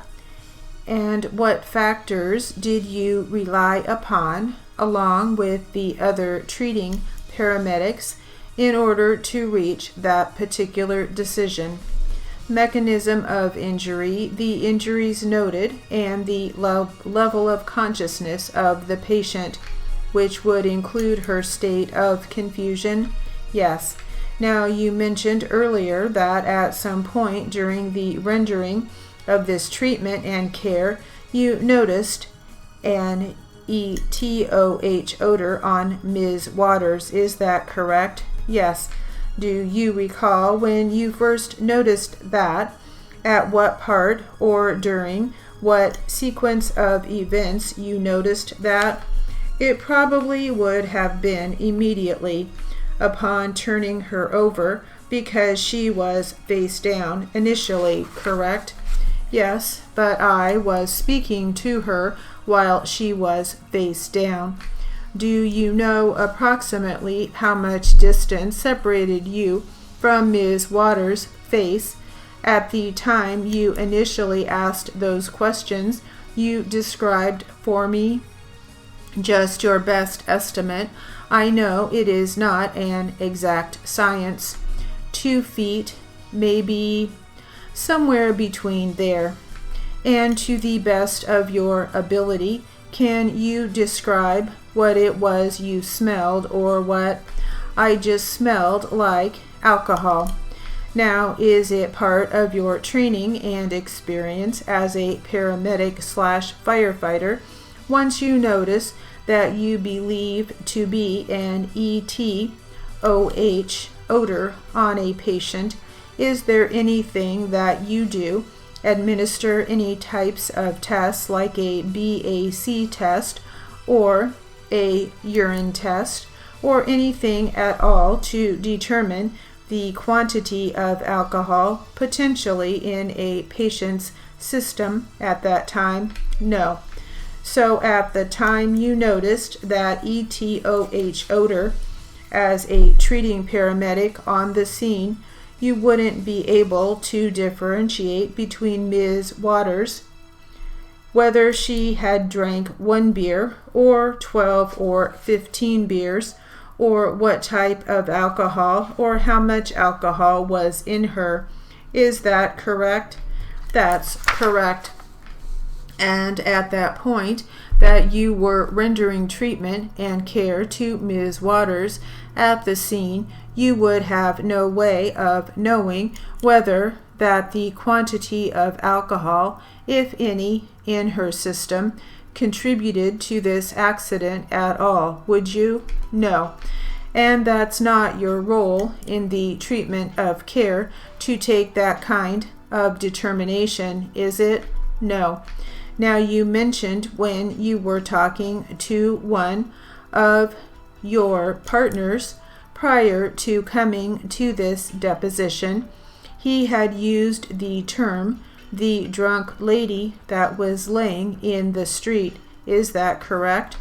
Yes, I believe that's the words he used. Do you know if he had any information separate and apart from the information that you're providing us with today that allowed him to come to that conclusion that to quantify the amount of alcohol in Ms. Waters' system that evening? He did not. He didn't have any other information that you would have that you're describing for us today, correct? No. Now, you mentioned earlier that you don't recall providing any type of medications or anything to Ms. Waters during your rendering of treatment or care. Is that correct? That's correct. Is there anything in Defendant's Exhibit 3, the pre-hospital care report, that you're looking in it that would indicate whether that was done or not? Yes, in the treatment response. I'm sorry, where is that located on this? That's your lower right boxes. Okay. It begins just under the IV information, IV therapy information. Okay, and is it part of your custom and practice to actually put that in there, whether any morphine has been administered to a patient? Absolutely.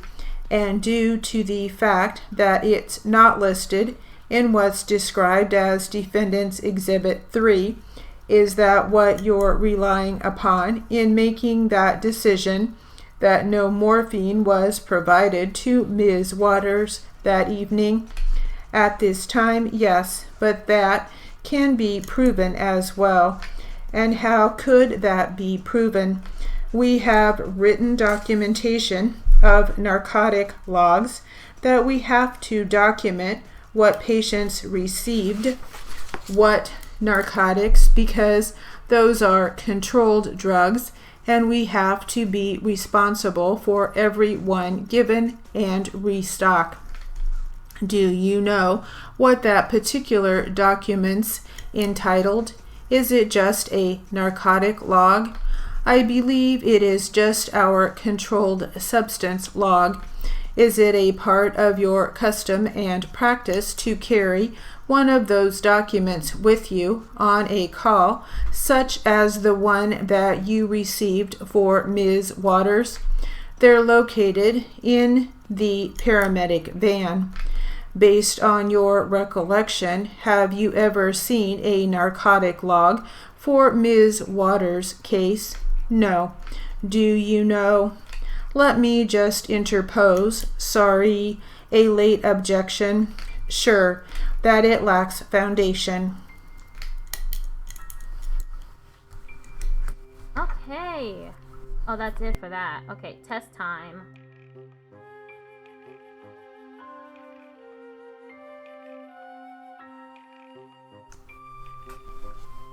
That was difficult too. Lots of This will be a 120 Q&A practice test. Plaintiff Attorney Mr. Wolf, capital W-O-L-F. Defense Attorney Ms. MS period Allison, A-L-L-Y-S-O-N.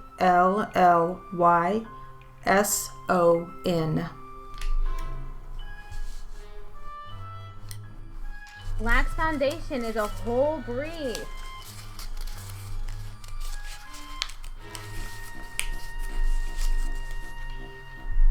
We'll start with the defense attorney. Okay, we're starting with defense. Ready? Okay, and how long did that go on for? I'd say probably until August 2013. Okay, and then what happened in August of 2013? I went on vacation and I didn't have that feeling. And how long did you go on vacation for? 2 weeks. And then did it come back when you returned to work? Yes. Again, was it happening once a week near the end of the week at first? And did it change at some point? Yes. When? Probably around May or June of this year or of 2014. 2014, okay. And then what happened in June of 2014? Sometimes it would start hurting during the week at the end of the day. And was it still a feeling of tightness? Yes. So it would also hurt during the week. Would it generally last for what? For an hour or a day? Well, actually it would be by the end of the day.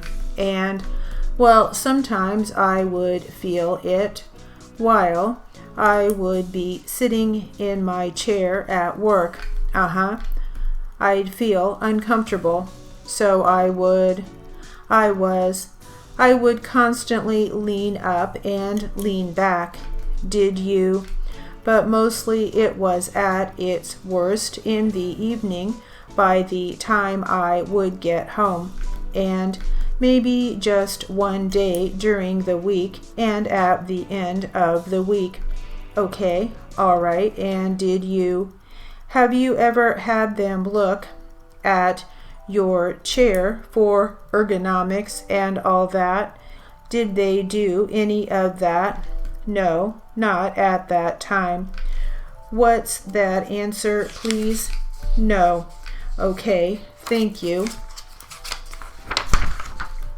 And did you do anything else besides change your position to make yourself feel better? I'd get up and move around and walk. And did you take any meds or do anything besides the hot baths and the hot pad? Occasionally medication. Now, did you ever tell anybody between August 2013 to June of 2014? What do you mean, told somebody? Supervisor? Yeah, a supervisor or somebody that you're having the pain. No. And so now, how long did you go where it was occurring more during the week? How long did that occur? That would have been after June the 18th. And what happened on June 18th? I lifted some heavy boxes. Okay, and what was in the boxes? Our project files that were closed.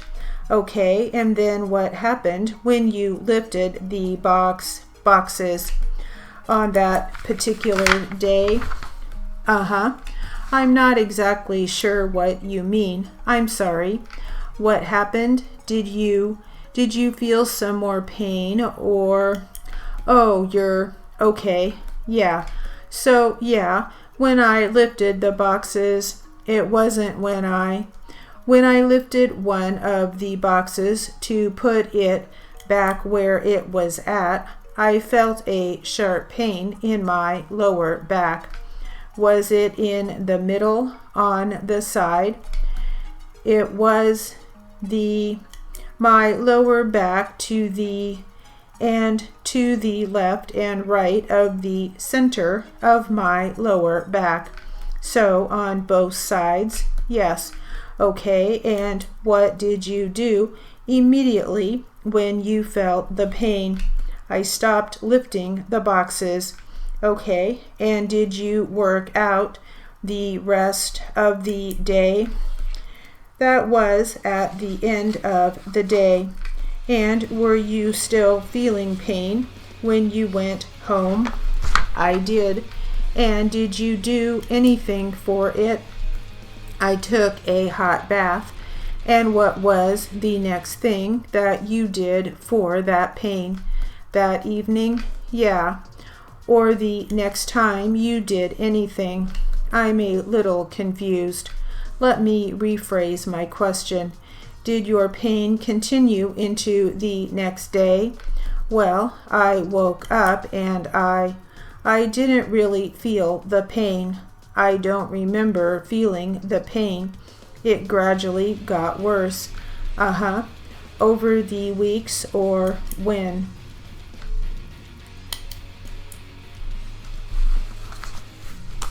I didn't do very good on the test. Okay. We still got an hour left in the stream. Now moving on to class 10. Doing another drill. Welcome to drill practice. Let's get started with some words. And these words are legal words. Let's give them a try. Is it Latin and Ready? French? Probably not Latin and French. Annulment. Political. Argumentative. Skid marks. Discussion. Statute. Wherein. Contract. Etc. Partial. Proxy. Payable. Collusion. Emanate. Pension.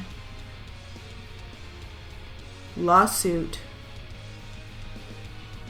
Articulate. Husband. Appropriation. Discriminate. Flashlight. Arbitrator. Parties. Therefore. Assignment. Influenced. Heir. Maturity. Note. Guilty. Guardian. Claim. Relevant. Permit. You have been here since the beginning. I didn't know Hypocrisy. that. Hypocrisy. Essentially. Wisdom. Essentially. Or no. Injunction. Injunction. Assault. Oh. Endorsement. Authority. Authority. Qualified. Promissory. Recourse. Installment. Circuit. Denial. Error. I got some of that wrong, like hypocrisy. I don't remember how to spell that word. This is what happens when you do steno. You forget how words are spelled.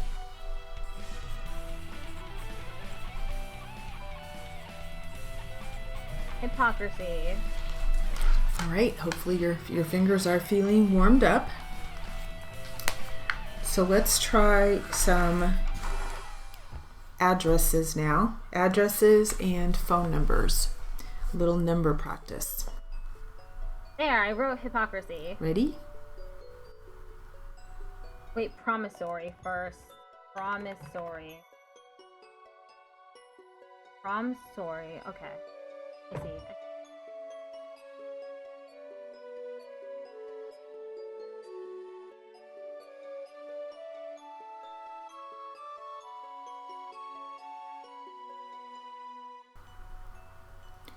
215. Wait, what did she say we're working on? Phone numbers.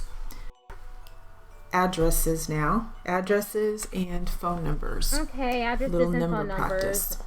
Okay, I guess we're doing that. Ready? I'll go with addresses anyway. 215 Butter of the East peanut. Brown Hall, Alfred, New York 14802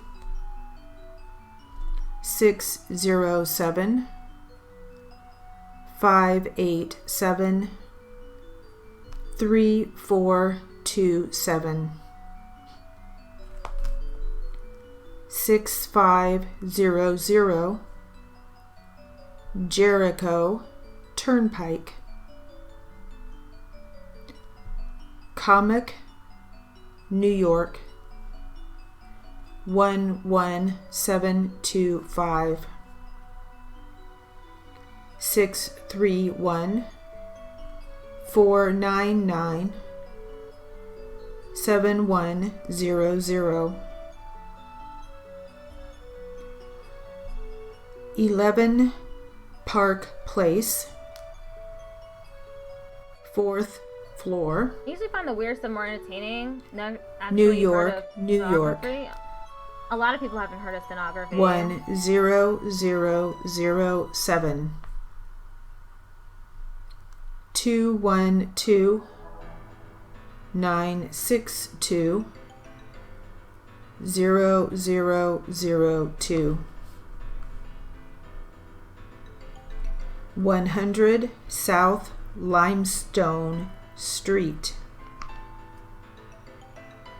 P.O. Box 570, Springfield, Ohio 45501 937 328 8080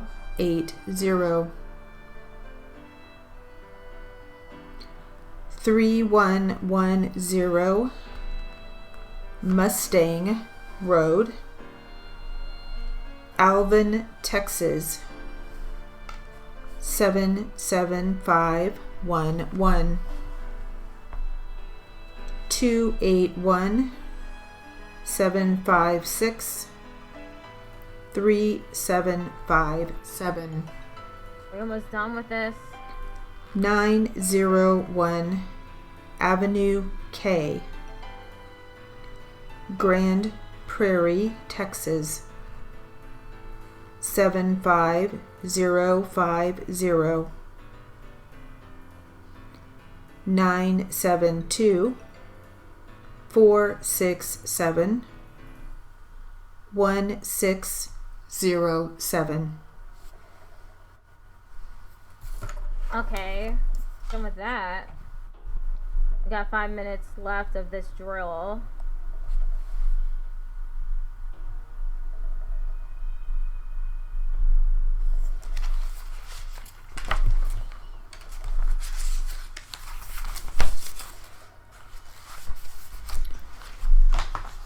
All right, let's try some names. Not names. Names and spellings. I'm gonna skip names and spellings. I don't want to do spellings again. Paula L. Names and spellings for 5 minutes straight? C. He wanted to kill me. Very charging literary. That's evil. Welcome to Literary and Jury Charge Practice. Let's get started with some literary material. Yeah, stenography is kind of entertaining to watch. It's why I stream it. Plus, you know, it gets people. It teaches people what stenography is. Practice. It's a and it keeps me practicing at least once a week.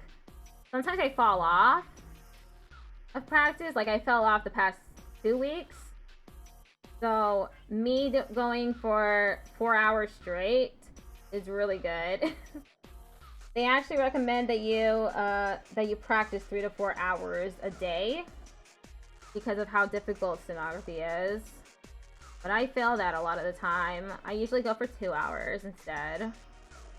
A necessity, not an option.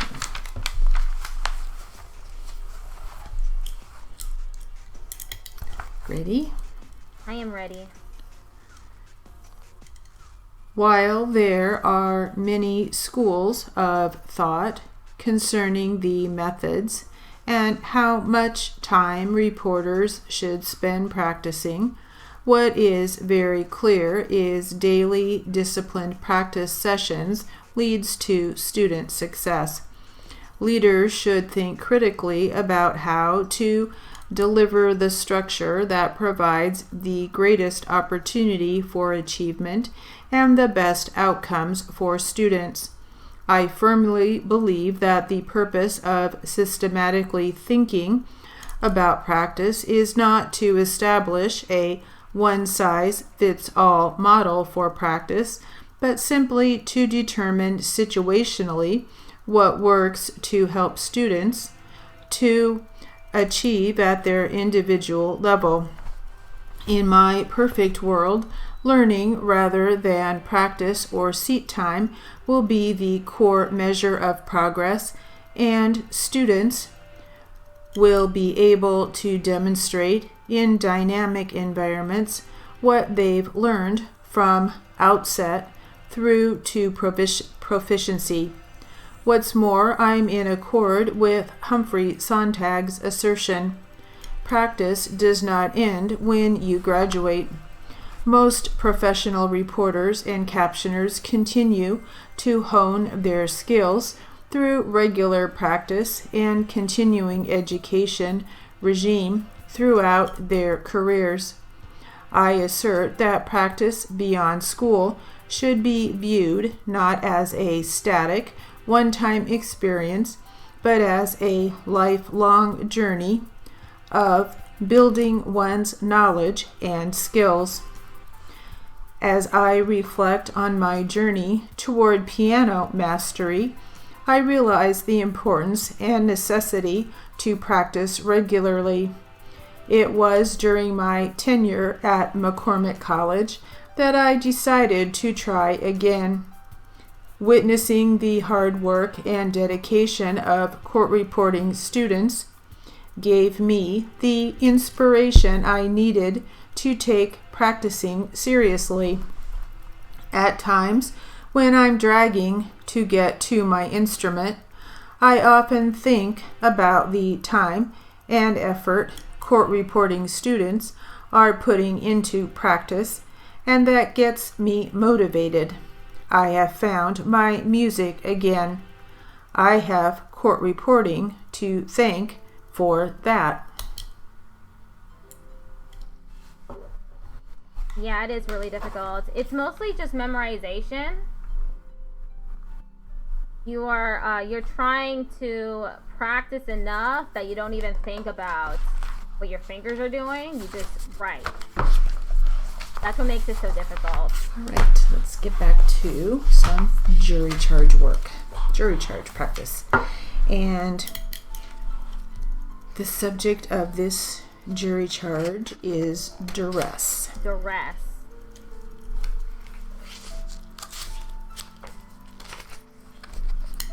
At least I know how to write it. Ready? I'm ready. It is for you to determine from the evidence in the case whether or not any valuable consideration was given to this defendant for this instrument. If you find from the evidence that the instrument was not given for any valuable consideration, then plaintiff cannot recover, and your verdict should be in defendant's favor. The second defense set out is that this instrument was obtained under duress. Duress may be defined as the coercion of one person by another by means of bodily restraint, threats of serious injury, pressure or constraint to such extent as to virtually take away the free agency of the person threatened, and compel him to go against his will, and destroy his power of refusing to comply with the unlawful demands of another. Duress is a species of fraud in which compulsion in some form is the means employed. A note of contract obtained by duress cannot be enforced in an action of this kind. The burden of proof in this case rests upon the defendant on each of these two defenses to prove the same by a preponderance of the evidence, that is, by a greater weight of the evidence. Now, if you find from the evidence under the rules given you that this written instrument was given for a valuable consideration, and that it was not obtained by duress, then you should find a verdict in favor of the plaintiff for the amount claimed plus interest. On the other hand, if you find from the evidence under the rules given you that there was no consideration given for this instrument, or if you find from the evidence that this instrument was obtained from the defendant by duress, then in either such case you should find a verdict in defendant's favor of no cause of action. Cause of action. It is pretty difficult. I did miss a bunch of words. Compulsion. I should look that one up. It's not in my dictionary, so I have to. All right, back to some literary material. Ready? Compulsion. Or not a right compulsion. In the midst of the hiking excursions, and after my blisters had blisters, we took a day at the Indian Hot Springs Spa, complete with mud baths and mineral springs. Everyone was genuinely blissful and engaging. It reminded me of our conventions and the camaraderie I have with all my fellow reporters, captioners, and students. One profound encounter I had was during a hot bath in a cave next to a gentleman who turned out to be an attorney who lives in Bradenton Beach, Florida, just a stone's throw away from where I live in Sarasota. Just like the court reporter and judge I met on the plane, we were put in each other's paths for a reason. He was on a bucket list adventure that ended at this spa in Idaho Springs, a town in Colorado that was once the boom of the gold rush and mining, with his friend and holistic doctor after being diagnosed with stage 4 colon cancer. It was the last day of a trip that he had been on for several months. The Bradenton Beach man had had a minimal amount of chemotherapy months before his trip, but according to his doctor friend, he is now cancer-free. He credits the time spent nourishing his body, mind, soul, and spirit, and ridding himself of the stresses that he believes were ultimately responsible for the cancer. Meeting both of those men and hearing their stories solidified my awakening that this trip was so much more than just a physical adventure with amazing scenery. It was also a spiritual journey, taking me full circle to the beginning of this article. We are people first, people who need to stay well for our minds, bodies, souls, and spirits. That will not only make us better people, but better reporters, captioners, parents, spouses, and children. You do not have to travel away from home to nurture your spirit. The answer may be right in your own backyard. Maybe the food for your soul comes from petting your dog, going to yoga, or just simply hugging the person who you love the most. For me, the enrichment started with the adrenaline rush of the climbs to the top and the returns to the bottom without hurting or even killing myself. It finished with the personal connections I was able to take home as my most treasured souvenirs.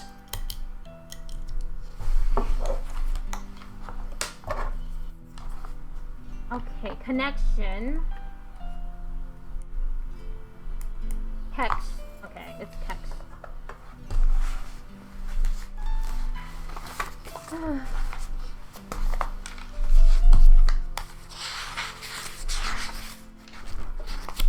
What are we doing next? The subject of this jury charge is unlawful seizure. You have ADHD, so do I. Ready?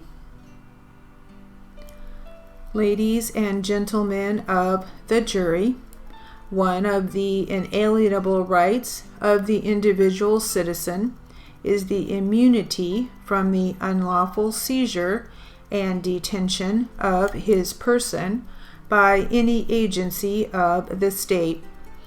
You are instructed that the general rule of the law is that no person shall be deprived of his liberty except he first be charged by affidavit or indictment with the commission of an offense, such charge being followed by a warrant duly issued and placed in the hands of an officer authorized to serve such process. To this general rule, there are certain exceptions made necessary by the needs of society. Among the exceptions is that an officer may arrest a person without a warrant for an offense committed within his view or upon information when he has reasonable or probable cause to believe that such person has committed a felony. When a police officer arrests a person without a warrant upon information, when he has reasonable or probable cause to believe that such person has committed a felony, it is the duty of the officer to take the person whom he has placed under arrest before some court of proper jurisdiction as soon as he can reasonably do so, to be charged with such offense by affidavit, or to be given an opportunity to be released on bond. If the officer fails to take the person so arrested before a court of proper jurisdiction, as required by law, or gives him no opportunity to be released on bond, then he is liable to such person in an action for damages. You are instructed that the power of detaining a person arrested without a warrant upon information, or restraining him of his liberty, even when there is reasonable or probable cause to believe that such person has committed a felony, is not a matter within the discretion of the officer making the arrest. He cannot legally hold the person arrested in custody for a longer period of time than is reasonably necessary under all the circumstances without a warrant. Mere loss of freedom cannot constitute imprisonment, even though it was unjust. The imprisonment must be unlawful. One may be acquitted. Okay, I'm gonna pause Up to warrant. because the ad break has started on Twitch.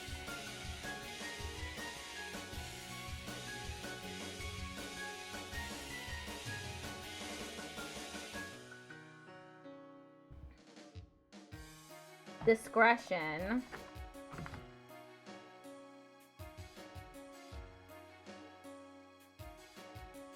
Oh, I can write it. I know how to write it.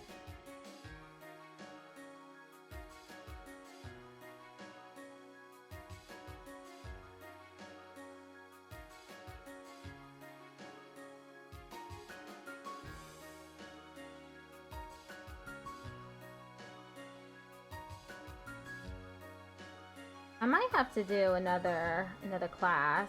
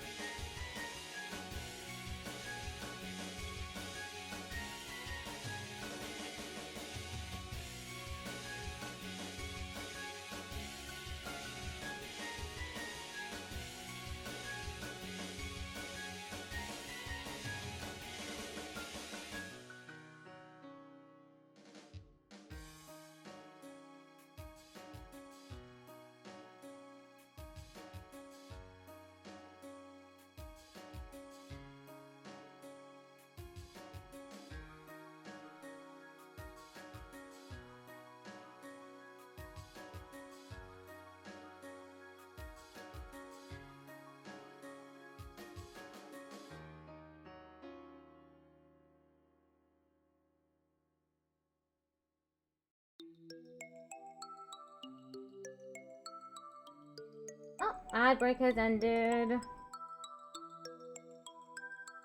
Mere loss of freedom cannot constitute imprisonment, even though it was unjust.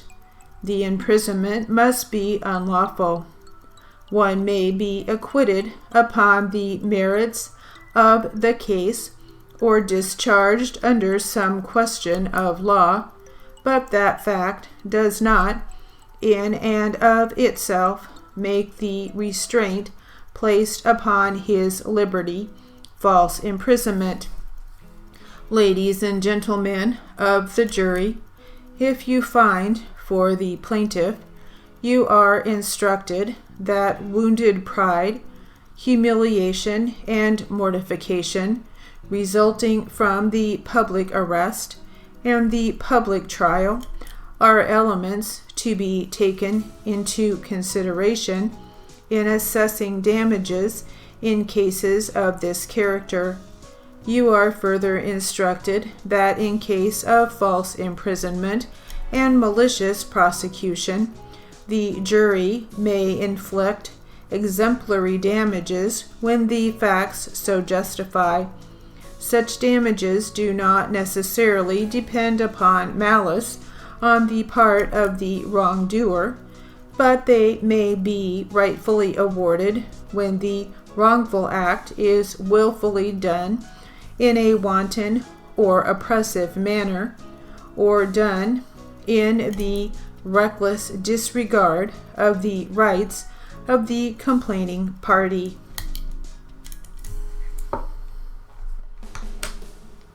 That was difficult too. A lot of big words. Means a lot more syllables.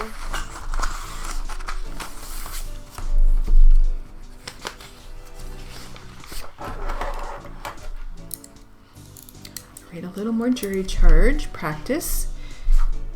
The subject of this jury charge is plea for mercy. Plea for mercy. Ready? May it please the court, if there is any single attribute of American jurisprudence which makes it above that of any other jurisprudence in the world, it is the ability of the court to maintain an open mind and a dispassionate attitude until it has heard both sides of any given situation. Your Honor, we have here a 22-year-old boy, a boy who has not previously been guilty of any crime of any nature whatsoever, who has never been accused or led before the bar of the court for any crime whatsoever. Your Honor, his mother is in court this morning, also his stepfather and his wife. Had it not been for the space of a few brief moments in the particular evening in question, this boy would not be before the bar of this court, charged with the most serious crime on our statute books, the crime of murder. This boy has consistently adopted an attitude of contrition and sorrow and penitence for his act of that night. Witness the following, Your Honor. He gave himself up. He didn't have to be sought out and picked up by the police. He didn't cause the police to search over the community for him. He gave himself up voluntarily to the police officers, and of his own free will and volition gave a statement to the police officers in the presence of Clifford Morrison, withholding nothing, telling everything that he knew, completely penitent, completely contrite. Your Honor, much has been said, making light of the Prohibition Act, the Volstead Act. If ever there was a justification for the act and its rigid enforcement, that justification is before Your Honor this morning. Here is a 22 years old, a boy. If he hadn't had 15 or 20 shots of whiskey in him and maybe a dozen beers, this boy would not be before the bar of this court this morning. Okay, why do they keep calling this dude a boy? And that will conclude He's an our old man. Nice try, mixed attorney. You ain't fooling me. I can know a man when I see Welcome to Q&A one. practice. Let's get a little for voice practice, and we'll start with the plaintiff. Oh, plaintiff. Ready? What were the gross sales for each of the two corporations for 2000? I object on the basis of relevancy. I don't know where you are going with that. I am working towards establishing, I guess, that Mr. James was in complete control of the corporation. As a result, he can manipulate the net income figure arbitrarily and essentially declare the trust or cause the trust to be ineffective, a nullity as far as the beneficiaries are concerned. The issue that was raised in your complaint is that he transferred something. Okay, I need to look up beneficiary. Hold up. Beneficiary. I thought I was writing that, but guess not. Of the corporation.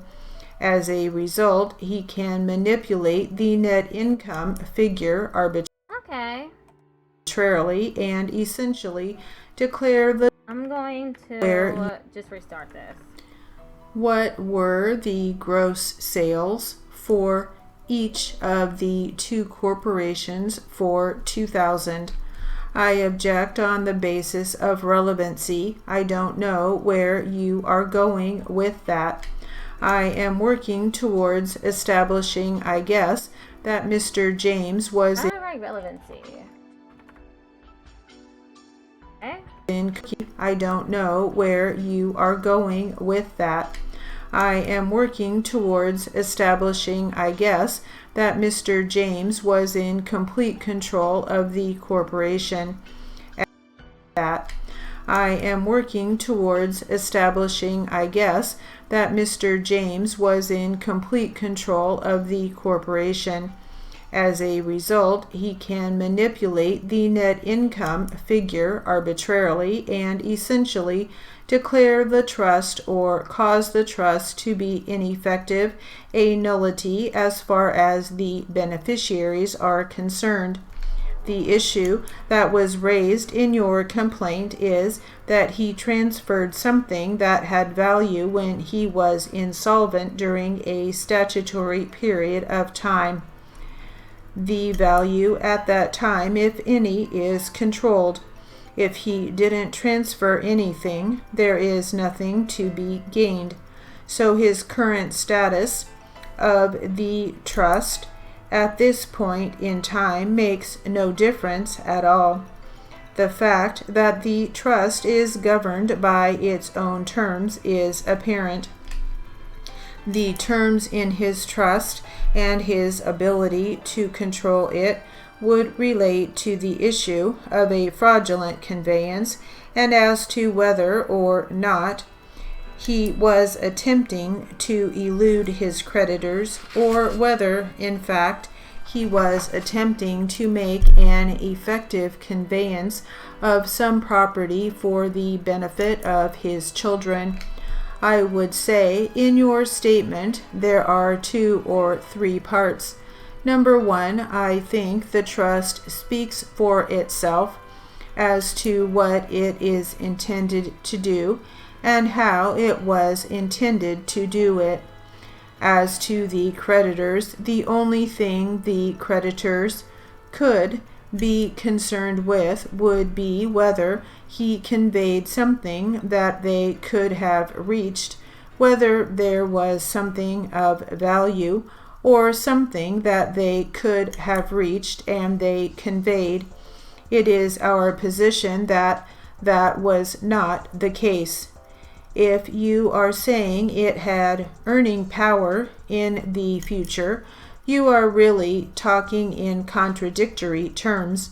If you are saying it has earning power in the future, then the creditors could reach his salary and have a garnishment of any assets that he obtained.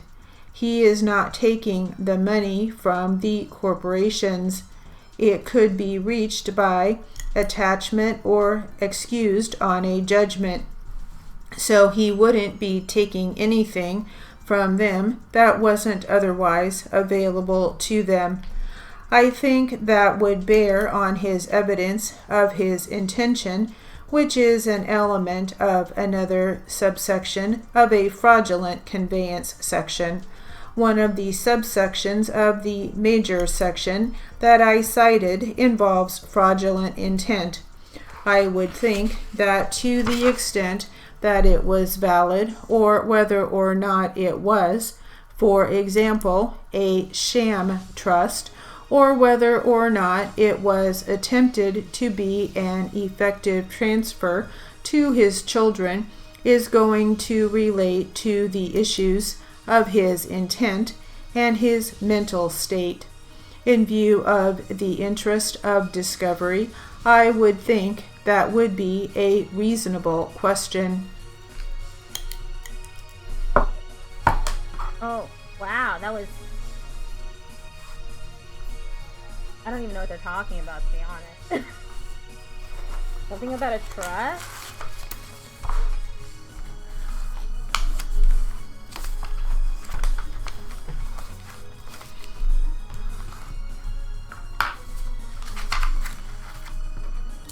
All right, and now we'll do a little practice with our other transcript. And we will start with the defense. Ready? As a part of your custom and practice going out on calls as a paramedic firefighter for the Orange County Fire Authority, do you usually carry morphine with you in case it's necessary to administer that to a particular patient? Yes. Do you know if you had morphine with you on the evening of February 18th, 2007, when you received this call about Ms. Waters' incident? Yes. And based on your training and your years of experience in this area, would the administering of morphine in a particular patient trigger a positive opiate test at a hospital during a drug screen? I wouldn't have any idea. Okay, fair enough. Now you mentioned that in this type of case, because it was a head trauma case, that as part of your custom and practice, you wouldn't administer morphine because there's potential side effects, things that could occur in a negative fashion. Is that correct? Does that make sense, or should I rephrase it? No, it does make sense. It's not a standing order for paramedics in Orange County to give morphine on this type of call. It would have to come from a base hospital physician order contacted through the base hospital by a radio patient or radio paramedic. When you say it is not a standing order, meaning you would have discretion as a treating paramedic in this type of case where head trauma is found to administer morphine if you wanted to, felt it was necessary or not. I was going to object. That misstates his. I would not be able to give morphine on this type of call. That's because without a base hospital order, and that is because a determination was made on scene that it was a head trauma case. Is that correct? And also, we're only allowed to give it standing order an isolated skeletal trauma, and this patient didn't fall into that category. I'm sorry, isolated skeletal trauma. Thank you. Have you had occasion in the past to make base hospital contact on a head trauma case to get the requisite permission to administer morphine on the scene to a head trauma patient? Not that I remember. And was there any reason in this particular case why base hospital contact was not radioed in to try to get that approval to administer morphine to Ms. Waters. In this case, objection lacks foundation. I don't know if it was or wasn't. So you don't have any information one way or the other whether that was done or not done. No, you would have to listen to the radio report that's kept on tape at the base hospital, and there is a record of such a report as a part of your custom and practice that you're aware of. Yes, there is. Now, we talked earlier a little bit about the Glasgow test that you performed on Ms. Waters. I apologize if this was asked earlier. What is the purpose of the Glasgow test from a paramedic's perspective? It helps to evaluate the patient's eye, motor, and verbal status, and the lower the number that you receive, the worse off that the patient can be, and it also gives us a gauge from when we first saw them to what has changed and which direction their status is actually traveling. And based on the numbers that we talked about earlier, the abnormal finding was in the verbal section, where a normal would be a 5 reading, whereas you found Ms. Waters to be a little lower at a 4. Is that correct? That's correct. Maybe I should restart this. I think I'm gonna restart it.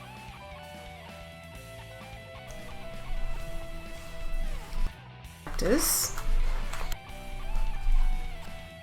Each of the what were the ready? Okay, restarting.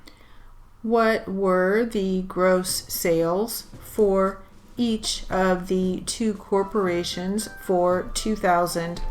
I object on the basis of relevancy. I don't know where you are going with that.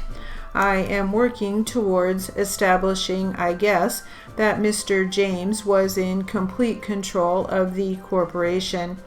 As a result, he can manipulate the net income figure arbitrarily and essentially declare the trust or cause the trust to be ineffective, a nullity as far as the beneficiaries are concerned. The issue that was raised in your complaint is that he transferred something that had value when he was insolvent during a statutory period of time. The value at that time, if any, is controlled. If he didn't transfer anything, there is nothing to be gained. So his current status of the trust at this point in time makes no difference at all. The fact that the trust is governed by its own terms is apparent.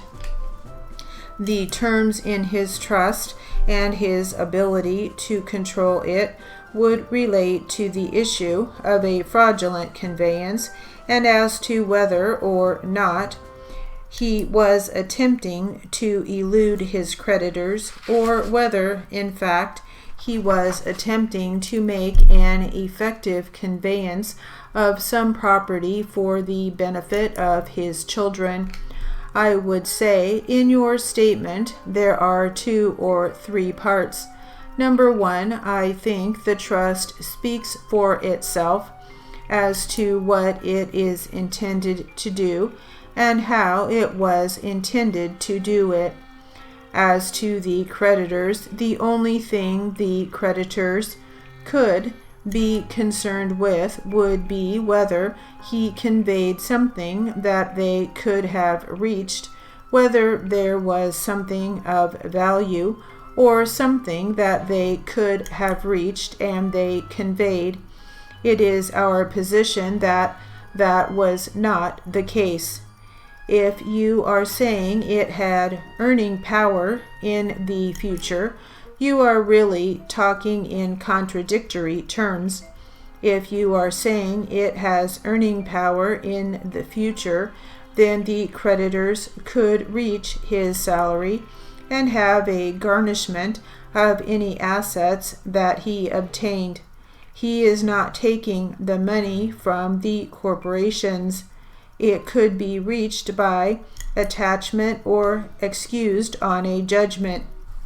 So he wouldn't be taking anything from them that wasn't otherwise available to them. I think that would bear on his evidence of his intention, which is an element of another subsection of a fraudulent conveyance section, one of the subsections of the major section that I cited involves fraudulent intent. I would think that to the extent that it was valid, or whether or not it was, for example, a sham trust, or whether or not it was attempted to be an effective transfer to his children, is going to relate to the issues of his intent and his mental state. In view of the interest of discovery, I would think that would be a reasonable question. I didn't do very good that time either. This is really tough.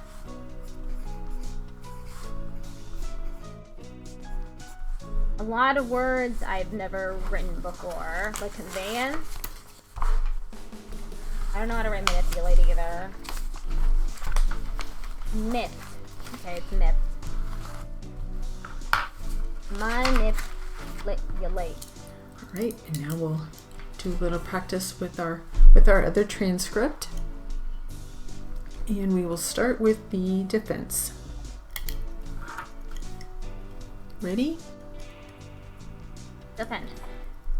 As a part of your custom and practice, going out on calls as a paramedic firefighter for the Orange County Fire Authority, do you usually carry morphine with you in case it's necessary to administer that? I don't know how to write morphine. Am I writing it correctly? Morphine?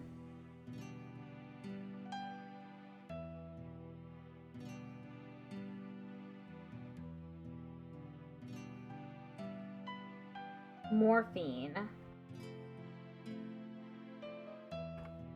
Morphine. To a particular patient? Yes.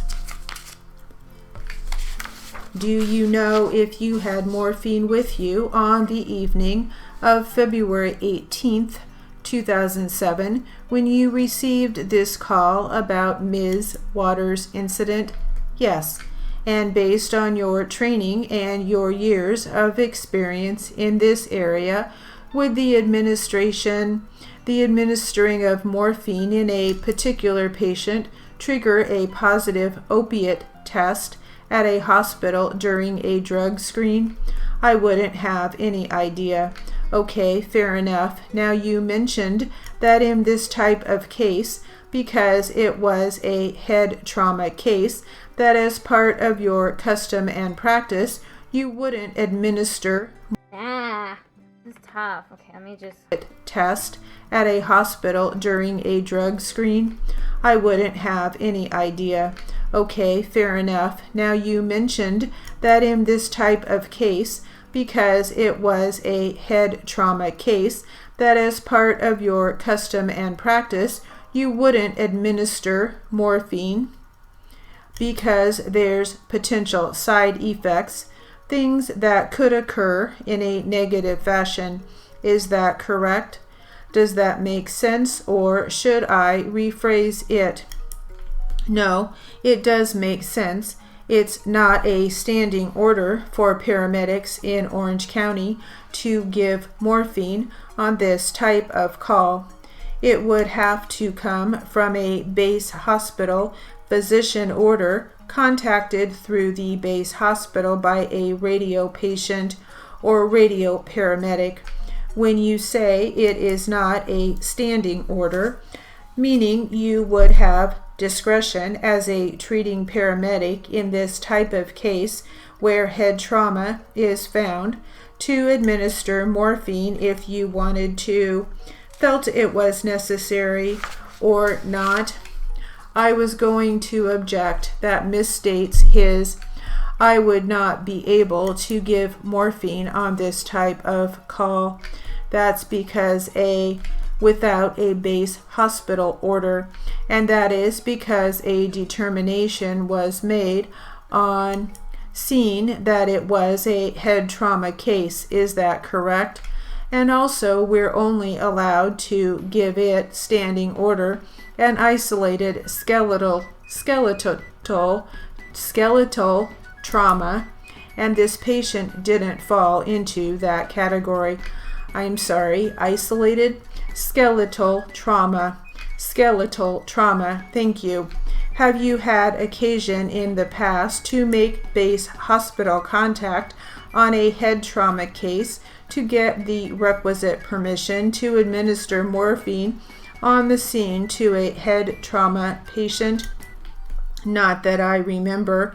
And was there any reason in this particular case why base hospital contact was not radioed in to try to get that approval to administer morphine to Ms. Waters in this case? Objection lacks foundation. I don't know if it was or wasn't. So you don't have any information one way or the other whether that was done or not done? No, you would have to listen to the radio report that's kept on tape at the base hospital, and there is a record of such a report as a part of your custom and practice that you're aware of. Yes, there is. Now, we talked earlier a little bit about the Glasgow test that you performed on Ms. Waters. I apologize if this was asked earlier. What is the purpose of the Glasgow test from a paramedic's perspective? It helps to evaluate the patient's eye, motor, and verbal status, and the lower the number that you receive, the worse off that the patient can be. And it also gives us a gauge from when we first saw them to what has changed and which direction their status is actually traveling. And based on the numbers that we talked about earlier, the abnormal finding was in the verbal section, where a normal would be a 5 reading, whereas you found Ms. Waters to be a little lower at a 4. Is that correct? That's correct.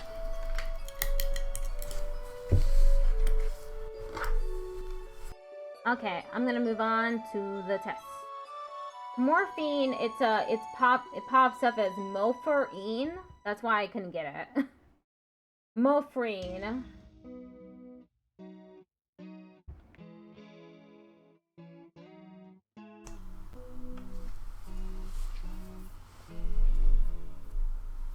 This is a 120 Q&A practice test. Plaintiff attorney, Mr. Phillips, capital Phillips.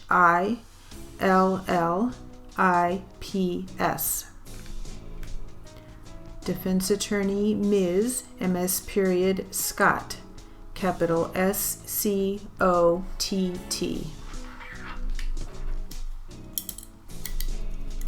And we'll start with the defense. Defense. No, I didn't mean to do that. 14, correct? The first... I didn't mean to do that.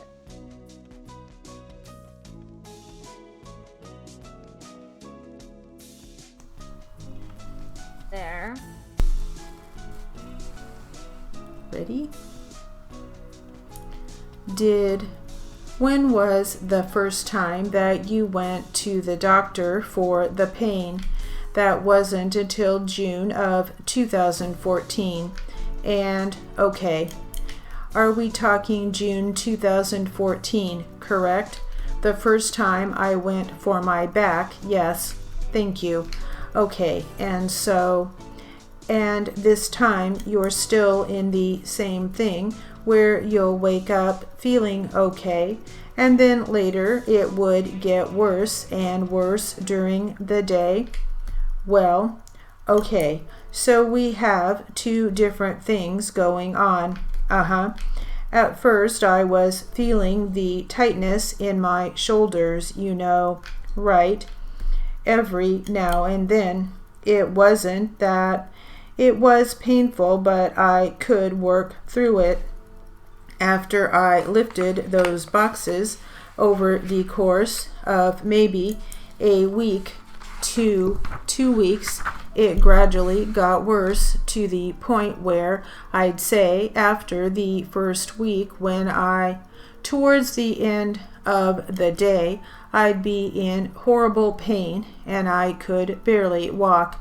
By the time I'd get home, I could barely walk. I'd take my showers. I think I was taking Motrin. I'm not sure what pain pill I was taking.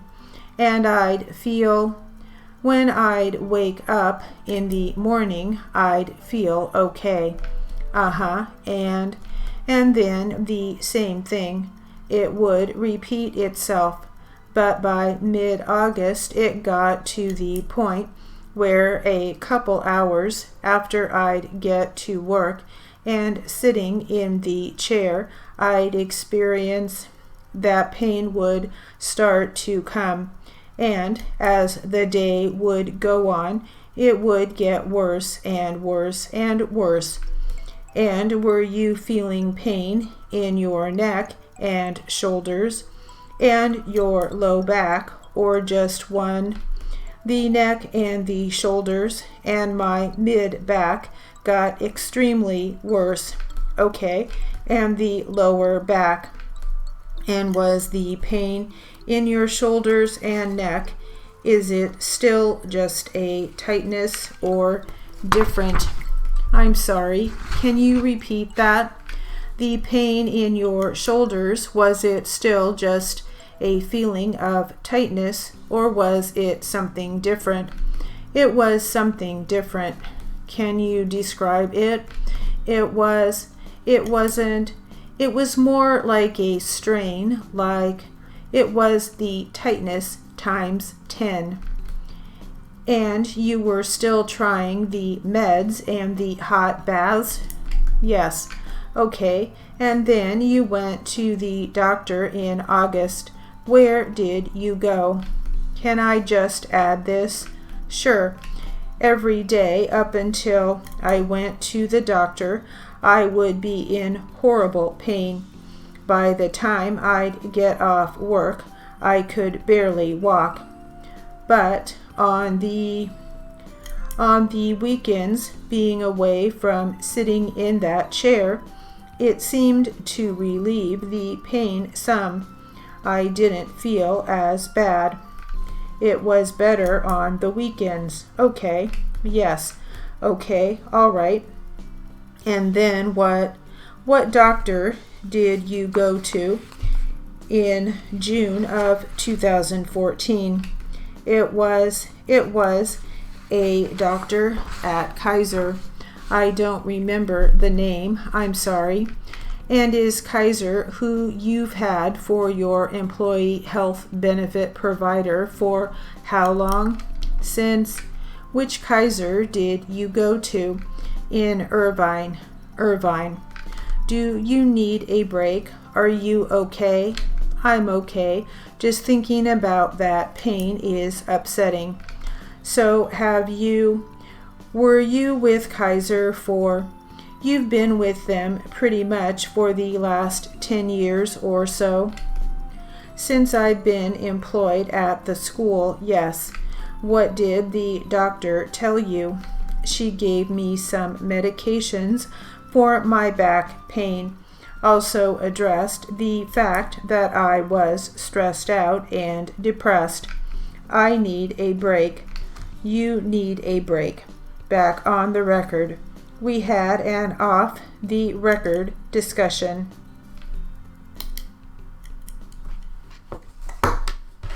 Okay, that's it for that.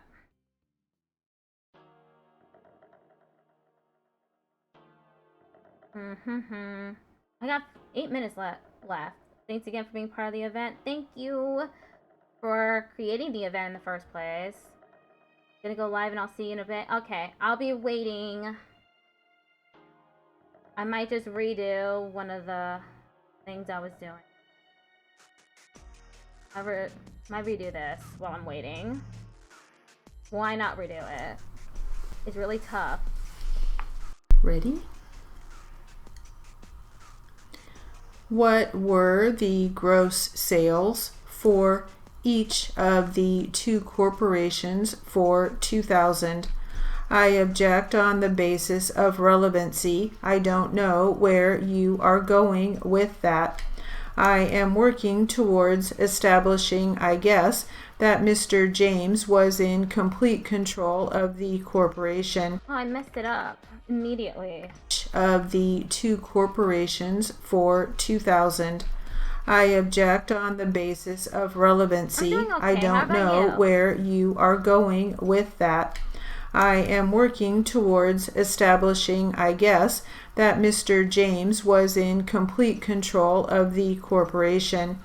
As a result, he can manipulate the net income figure arbitrarily and essentially declare the trust or cause the trust to be ineffective.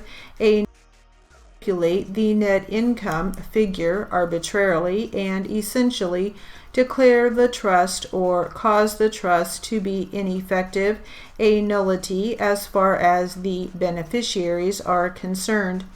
The issue that was raised in your complaint is that he transferred something that had value when he was insolvent during the issue that was raised in your complaint is that he transferred something that had value when he was insolvent during a statutory period. It's Monday. It's Sunday for me. 3:54 p.m. Of value when he was complaint is that he transferred something that had value when he was insolvent during a statutory period of time. The value at that time, if any, is controlled. If he didn't transfer any insolvent.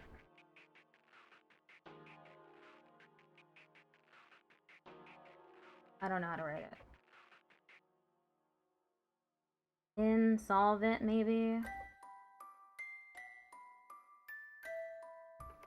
A statutory period of time.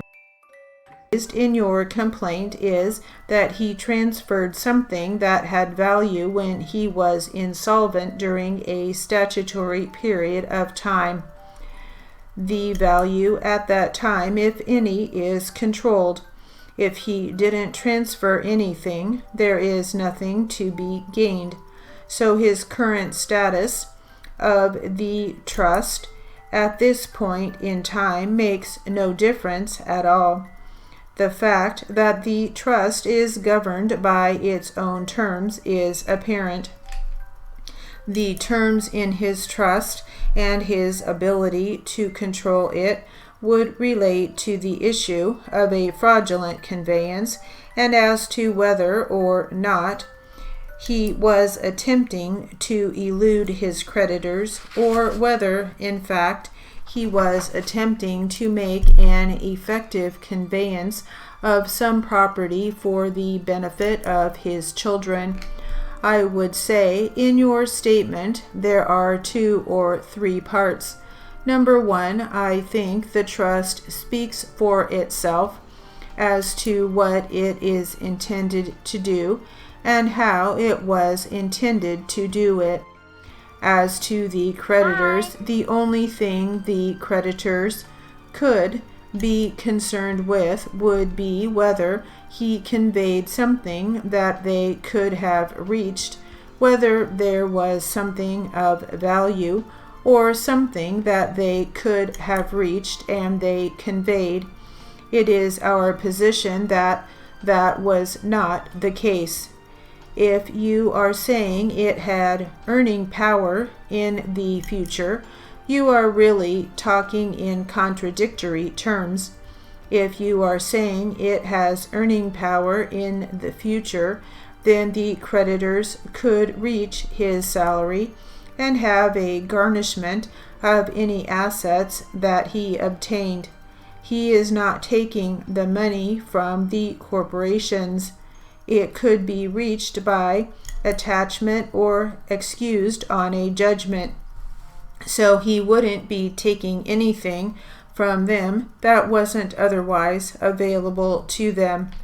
I think that would bear on his evidence of his intention, which is an element of another subsection of a fraudulent conveyance section, one of the subsections of the major section that I cited involves fraudulent intent. I would think that to the extent that it was valid, or whether or not it was, for example, a sham trust, or whether or not it was attempted to be an effective transfer to his children, is going to relate to the issues of his intent and his mental state. In view of the interest of discovery, I would think that would be a reasonable question.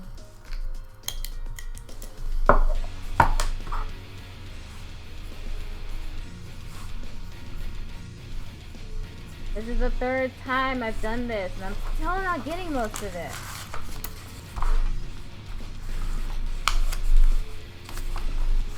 Stream will be ending soon. I'm just waiting to be told I can rate out. All right, and now we'll do a little practice with our other transcript, and we will start with the defense. Okay. Ready? Ready again. As a part of your custom and practice, going out on calls as a paramedic firefighter for the Orange County Fire Authority, do you usually carry morphine with you in case it's necessary to administer that to a particular patient? Yes. Yes, this is part 33. Do you know if you had morphine with you on the evening of February 18th, 2007, when you received this call about Ms. Waters' incident? Yes. And based on your training and your years of experience in this area, would the administering of morphine in a particular patient trigger a positive opiate test at a hospital during a drug screen? I wouldn't have any idea. Okay, fair enough. Now you mentioned that in this type of case, because it was a head trauma case, that as part of your custom and practice, you wouldn't administer morphine because there's potential side effects, things that could occur in a negative fashion. Is that correct? Does that make sense, or should I rephrase it? No, it does make sense. It's not a standing order for paramedics in Orange County. She has a stopwatch that she's using to keep on rhythm. So she's not speeding up. It's just that the words are split up into syllables. And it sounds like she's going a little faster because there's more syllables in some words, and in smaller words there's less syllables. County, hence, it's not a standing order for paramedics in Orange County to give morphine on this type of call.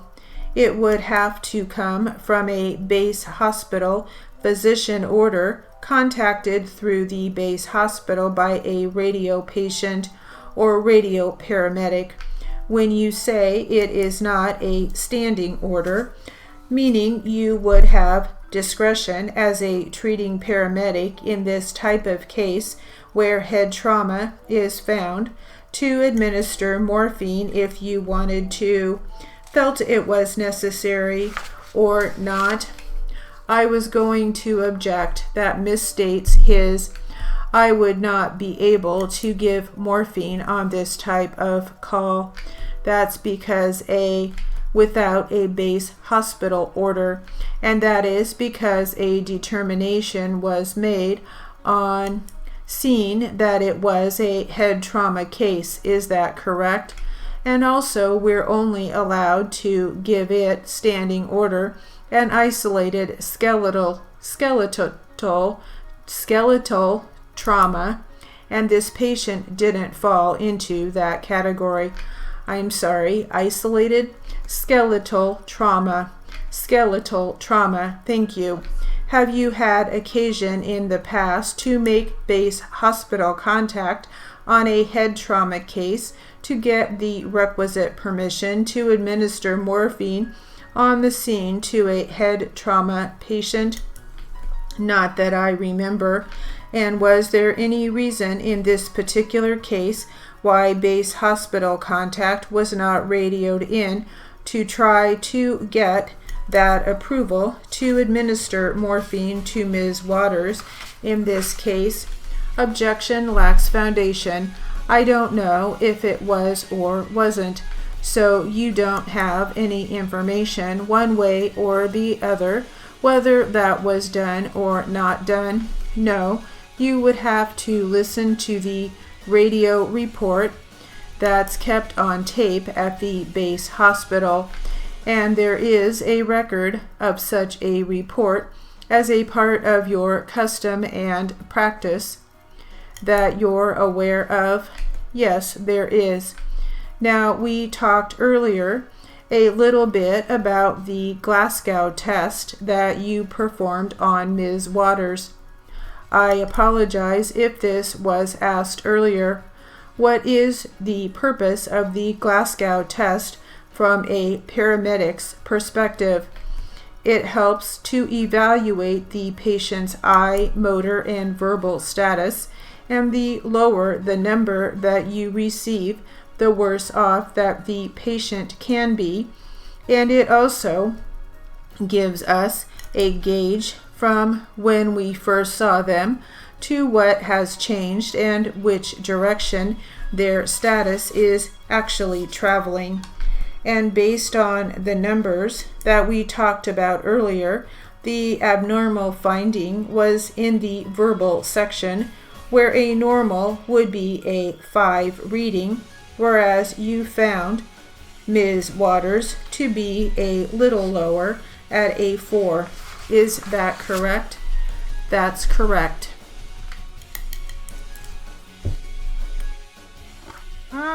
I'm waiting to rate out.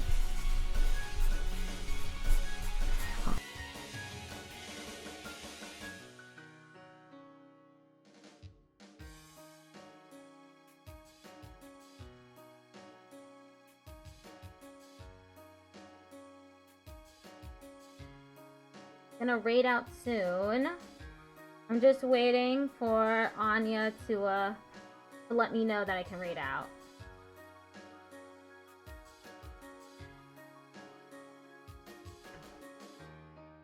I could retry this again. Where you are going with that to corporation. Okay. I'll just do this until Ready? I'm given the go-ahead to rate out. What were the gross sales for each of the 2 corporations for 2000? I object on the basis of relevancy. I don't know where you are going with that. I am working towards establishing, I guess, that Mr. James was in complete control of the corporation. As a result, he can manipulate the net income figure arbitrarily and essentially declare the trust or cause the trust to be ineffective, a nullity as far as the beneficiaries are concerned. The issue that was raised in your complaint is that he transferred something that had value when he was insolvent during a statutory period of time. The value at that time, if any, is controlled. If he didn't transfer anything, there is nothing to be gained. So his current status of the trust at this point in time makes no difference at all. The fact that the trust is governed by its own terms is apparent. The terms in his trust and his ability to control it would relate to the issue of a fraudulent conveyance and as to whether or not he was attempting to elude his creditors or whether, in fact, he was attempting to make an effective conveyance of some property for the benefit of his children. I would say in your statement there are 2 or 3 parts. Number 1, I think the trust speaks for itself as to what it is intended to do and how it was intended to do it. As to the creditors, the only thing the creditors could be concerned with would be whether he conveyed something that they could have reached, whether there was something of value or something that they could have reached and they conveyed. It is our position that that was not the case. If you are saying it had earning power in the future, you are really talking in contradictory terms. If you are saying it has earning power in the future, then the creditors could reach his salary and have a garnishment of any assets that he obtained. He is not taking the money from the corporations. It could be reached by attachment or excused on a judgment. Okay. I can read out now. Thank you everyone for sticking around. However many people. It's time to raid out to Anya.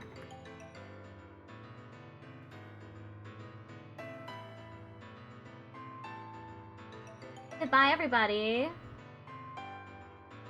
I'll probably be streaming in a couple hours again because I